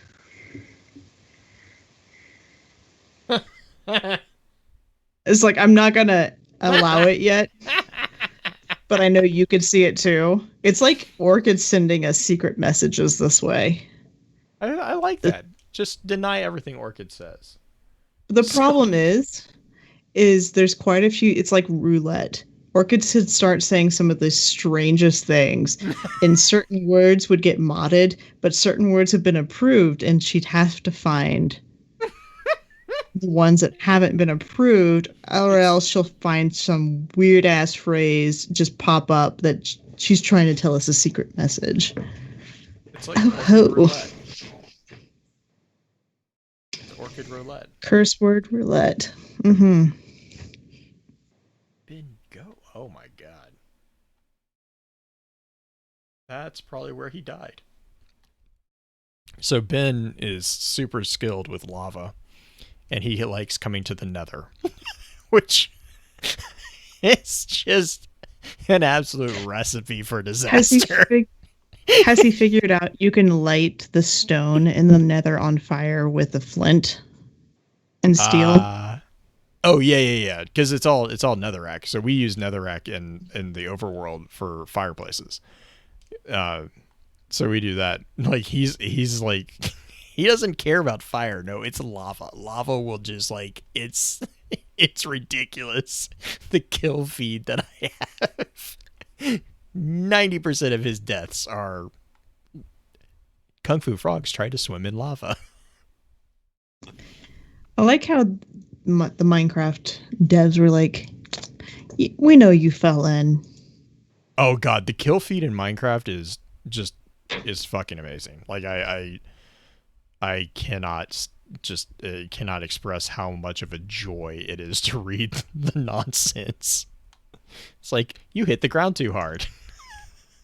Yeah. I'm like, you're an idiot. You went down. Passive aggressive. Dev is passive aggressive. Yeah. So and so fell from a great height. Sleeping is illegal in the Netherlands. Netherrealm. Nether realm. It blows up. You do not want to do that. That's our poor man's dynamite. Yeah. It's interesting. The problem with it is that unlike TNT, everything gets caught on fire. Because that's how he was hunting for ancient debris earlier today. And he was like, this is stupid. I need TNT. I was like, well, we have some. When you came back, he was like, this works really well. But it's a pain in the ass because we have to make more TNT. And then he was like, wait, hang on. The beds explode. Like, this is going to end badly. And I am fully in support of it. Sure enough, he gets like all this stuff, and then the kill feed. Kung Fu frogs tried to swim in lava. God damn it! It's like without veil. It's just without veil. You introduce lava. He just has to. Yeah, you introduce lava. He's gonna fall in it. See, I'm the asshole. If I have a shared world with somebody, I will go and lay traps for them while they're not in the server. When we first started, I was doing stuff like that, but then I realized I didn't even have to do that because Ben is the person who mines without torches. And so he'll just start digging and he just goes. And it's like, I'm like, you're going to die. He's like, I'll be fine. 10 minutes later, there's lava. Yeah, I know. Oh like that's. Gosh. Did I tell you about the Minecraft musical I had my junior high students write? Yes, that sounded really cool. Yeah, so I actually built a server specifically for the show where the kids knew that they had to, like, one kid was showing off another kid his house or whatever, and another kid off in the distance flips a switch and blows up the house because there's TNT under it. They freaking loved it. Like, just, I get to blow up a house on stage for everybody else to see. Yeah, let's do it. So good. I will say this about the Nether. There is a shit ton of random material just lying around. Is it not Ben's? Like, did he just leave a bunch of crap laying around? Oh, no. Like, just like material, like gold and the quartz. Like, it's just, there's so much crap just laying around. Like, we've been mostly doing, I started doing redstone rails, and I was just like, I need more gold. And Ben was like, well, let's build a portal to the Nether. I'm like, this is probably not a good idea with your track record, but okay. It wasn't, but, I got the gold that I needed, so. This is true. Like a ledge for you on any Destiny map? Yeah. There are some times that I will fall off of a ledge where I'll just walk off on accident, but more often because I'm a hunter, I've just jumped. I've just jumped and gotten just far enough off the edge that I can't grapple. Or not grapple, but clamber. Clamor, yeah. I want to grapple. I want to be Widowmaker in Destiny and have that speed. It's okay. Halo Infinite, you get a grapple hook. You know, that's true, but it's still slow as fuck compared to Destiny. Oh yeah, no, yeah, it's Yeah. definitely a slower gameplay. Glide is one of those jumps that punishes you by making your demise in slow motion as you fall off the map.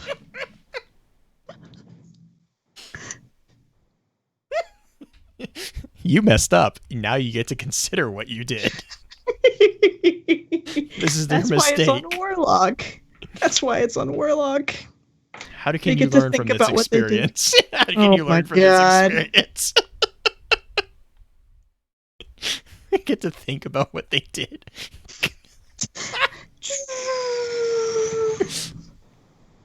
I wrote a dissertation on my way down. Yeah. What not to do. Oh, goodness. It's so easy to hate on Warlocks. I'm sorry.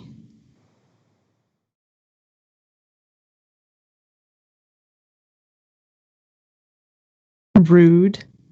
You were a Titan for a while. You don't count as a full Warlock anymore, Orchid. You identify yourself as a Titan in a Warlock body, Orchid. Like, let's all be 100% honest here. Oh, I know it's easy to hate on Hunters. We've gotten it a lot this last year. I'm offended. Just get me Gosh. some string. Why? Because you're gonna bat at it like a cat? I don't know. What? Why the string?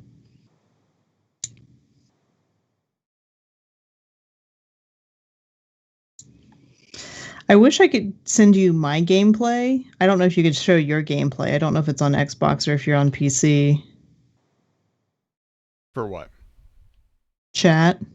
So they had something to watch instead of I just don't watching us and making fun of us. Yeah. That's fair. Yeah, I don't think I have this overlay set with gameplay. Oh no! My Warlock looks good while she falls, though, and make sure of that.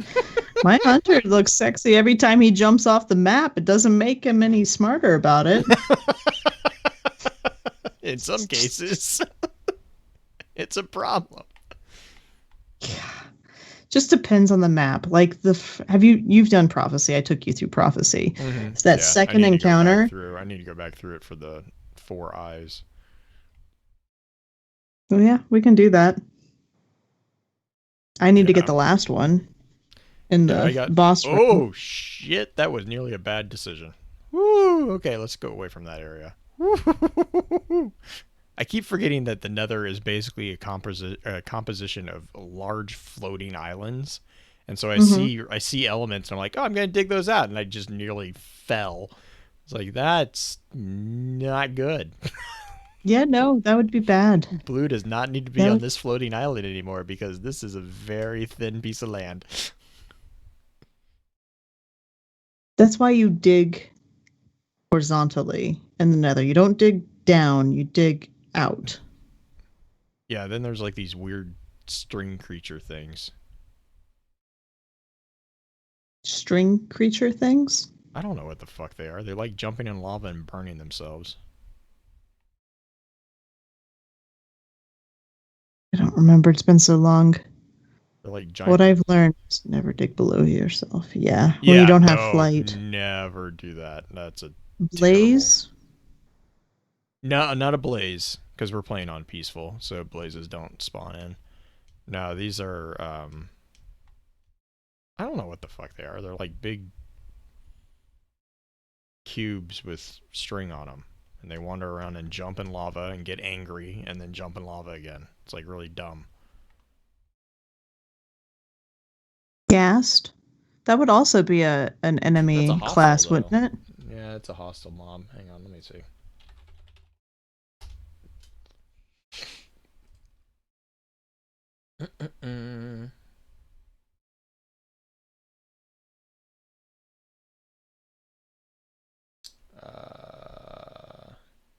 A Strider.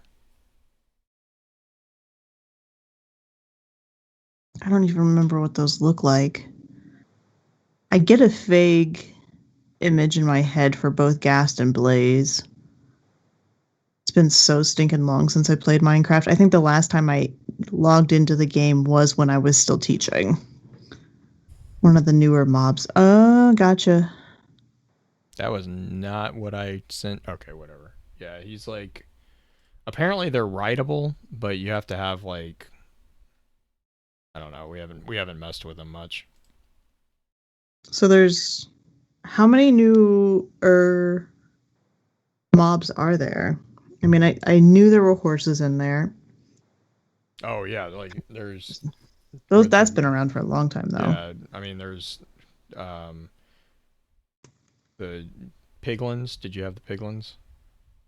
I don't know. I'm So looking. like in the Nether alone, the piglin is the humanoid one, and then they basically I think they introduced the zoglin, which is the zombie piglin, with the Nether update. I think. Yeah, I've seen those guys. Minecraft mobs. Official wiki. Yeah, the official wiki is actually really useful. Bat, cat, chicken, cod, cow. They have over. I'm still blown away by how many tropical fish variations they have. It's like over 3,500 variations of tropical fish. Like, Jesus. One edition of Minecraft I played with some teacher friends back in the day. We actually built an aquarium. Mm-hmm. That's how we know about the tropical fish, is because we have an aquarium and we're like, oh, we'll go get some colorful fish. I'm like, there are so many different options. Like, what color do you want? Because we're going to be here for a while.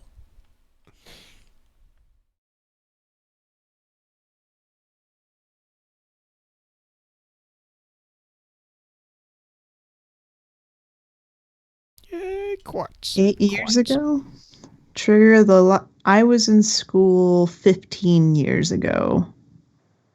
Wow. In high school. High school is 15 years ago. Yours would be 16? What, high school? I don't even remember. You graduated in 2004? Yes. Yeah, 16 years ago. Oh, shit. How did I get over here? Oh my god. Oh, I didn't realize you and Mage were the same age. Mm-hmm. Yeah.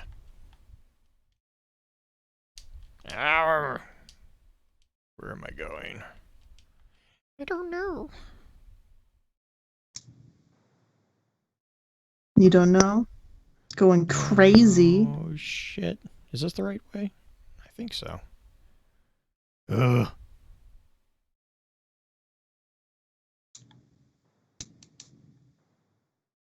Wow. That looks like a bad place to be. Feels like that for me, but it's really been over 20 years. Yeah. It's weird how time seems to, I don't know, mold together, not seem as long. Doesn't seem like it's been that long since I've been in school, you know? Mm-hmm. I mean, it's only been 10 years since I was in college.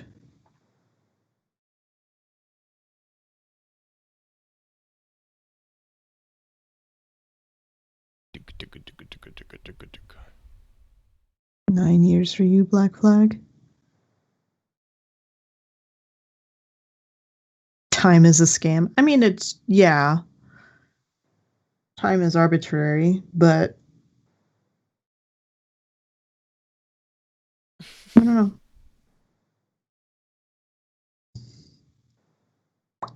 That's what my son says. He says it's a lie. Oh, Time no. is a lie? Ben, What did you do? You broke the... Fuck. I didn't realize you were still in college, Black Flag.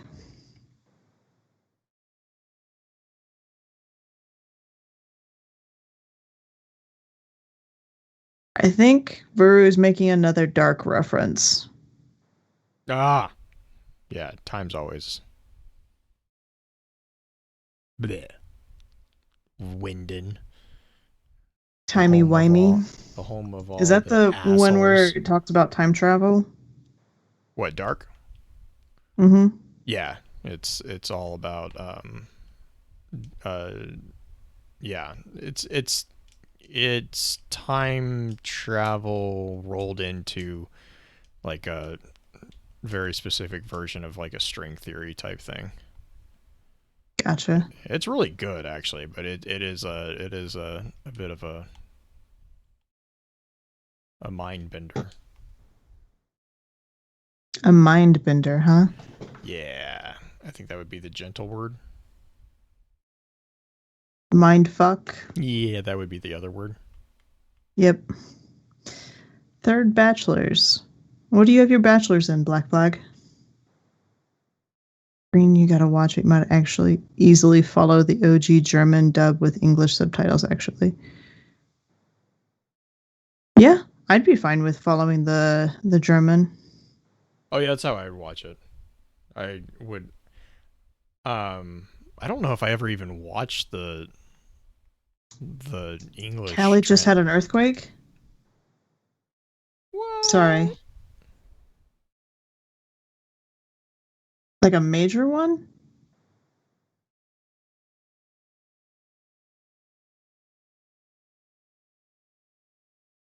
How long is Lumina? The last step of the quest is related to the crystals and the whatever the frickin' strike is. Will of Thousands. No. Yeah, Right. no. Right? Is it Will of Thousands? Isn't that Lumina? It's Will of Thousands? Yeah, it is Will of Thousands. Yeah. Yeah. I was like, The I couldn't one with remember if Zol. it was... Yeah, I couldn't remember if it was Nokris or Zol.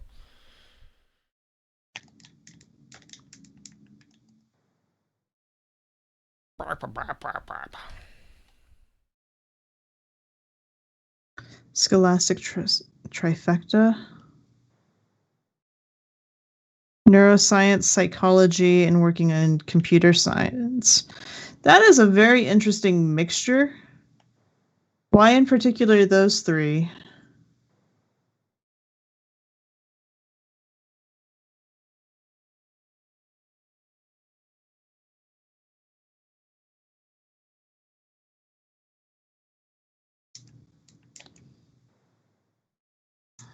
He wants to create exos. Fair enough. Yeah, I can see that. I can see Black Flag wanting to do that.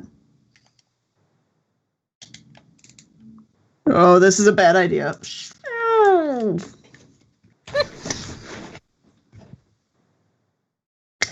Yeah, Hammerhead. God, I don't understand. You sound like my buddy studying AI.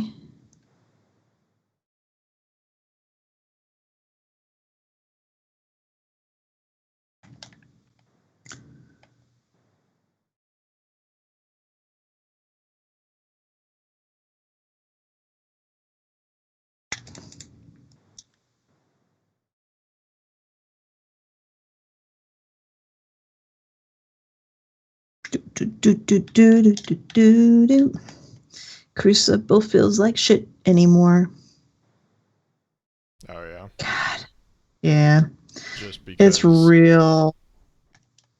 It's just very sweaty, and to the point, like it's always sweaty, but was that because it of feels the skill or is it connection now? it's technically connection based, supposedly, but the skill level, because of the smaller pool, is also smaller. Right. Yeah. So you're going to be dealing with higher level, most likely. Because I am solidly in a higher bracket than I think I need to be in. God damn it.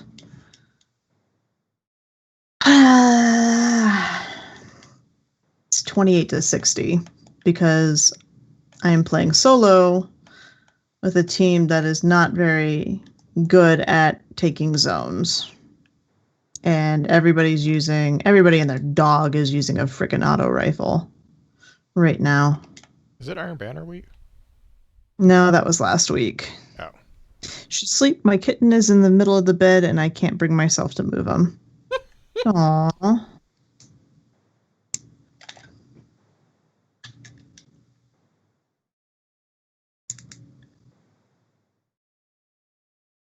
Oh no.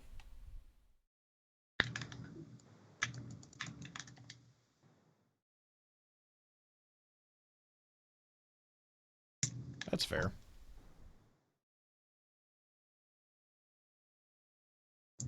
You're going to be pre-med, hence the first two. Then I had a mental breakdown. After the breakdown, I wanted to learn code, so I went to comp sci. Gotcha.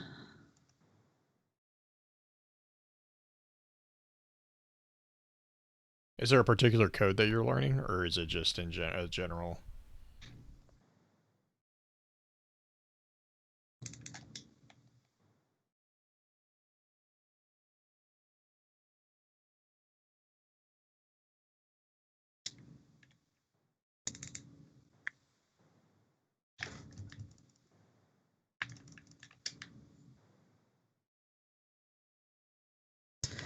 Currently learning Python. Okay.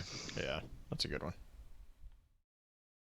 Why particular is that one better? It's a lot of things are operating off of it right now.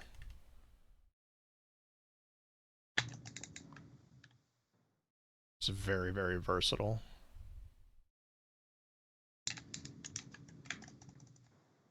C++ is another really good one. Java is super, like Java, if you get good at Java, you'll always have, at least in the current environment, you'll always have offers for employment.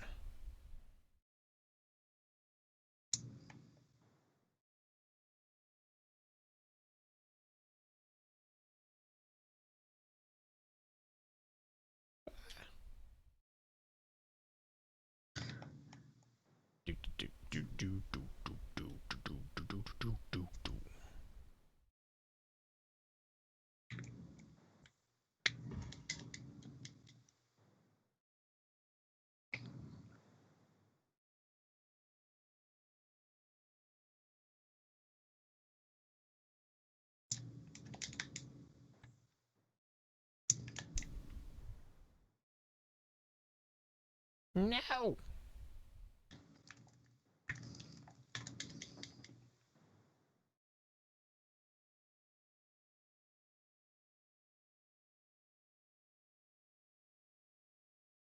Ah, get in there. Yeah. Oh man, it might be time to call it a night. You think? Maybe, I don't know. Yeah. I was just going to play one game and then hop off. I'm planting I am. things. Plant.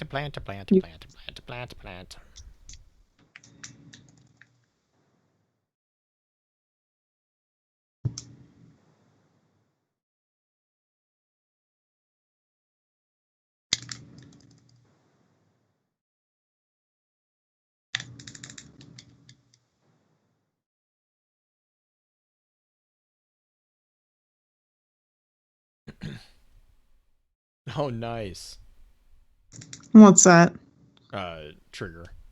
After learning Java, he said he made a simple code to replicate an output of my dad's favorite band for Father's Day. Nice.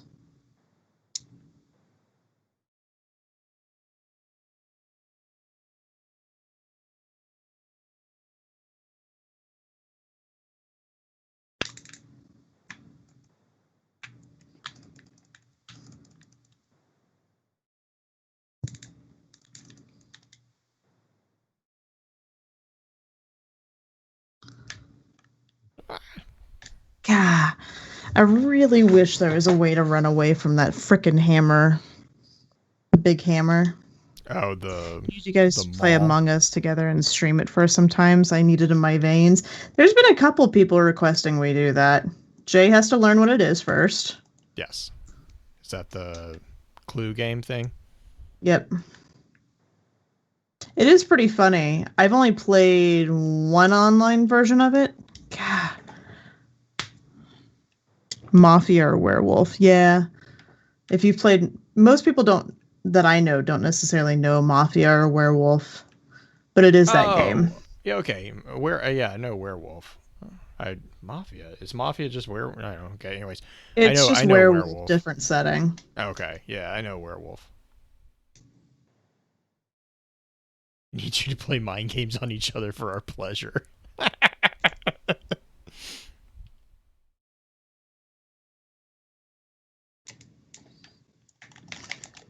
What are we, your monkeys? Man. No, just toss them in. Helps the paranoia. I mean, I've played it. Jay just hasn't. I don't know if. Also, would you get paranoid? I No, can't see you getting paranoid. not in a video game setting. I just suspect everybody anyways. So Yeah, Matt I played it. mean, get I watched him play paranoid? it No, last night. that would imply that I'm not paranoid in general. So which is I why watched most. Mylan play it the other day on stream. I'm sure that was entertaining. Did you see him rage quit on Halo Legendary? Oh, really? He got I didn't know that one. pissed.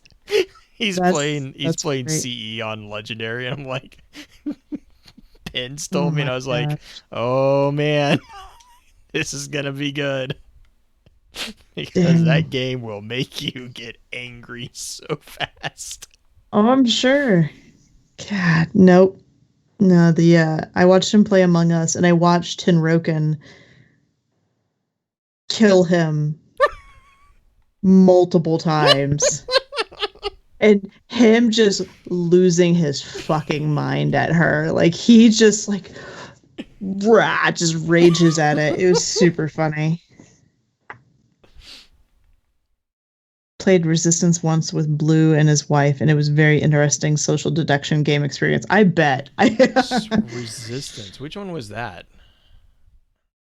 It's the isn't Resistance the one where it looks like semi sci-fi Renaissance cards that you're playing? It's werewolf. It's the same concept Oh, the as the other secret two. roll game.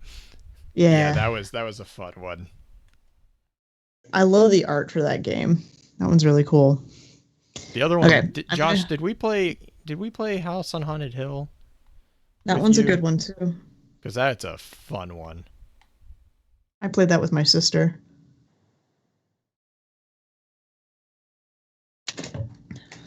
My sister, her ex was really big into tabletop games in general and had a lot of Betrayal games. at House on Hill. Yeah. Hmm? No, Josh was correcting me. It's Betrayal at House on the Hill. Yeah. I knew which one you were talking about. That's I so always much call it fun. House on the Haunted Hill too. It's because it's the movie. I mean, it's Yeah. Let's see here. Okay, I am gonna head off for the evening. cool. Sleep well when you do. Stream. You guys have a great night. We'll see you next week. Bye bye. Bye, stream.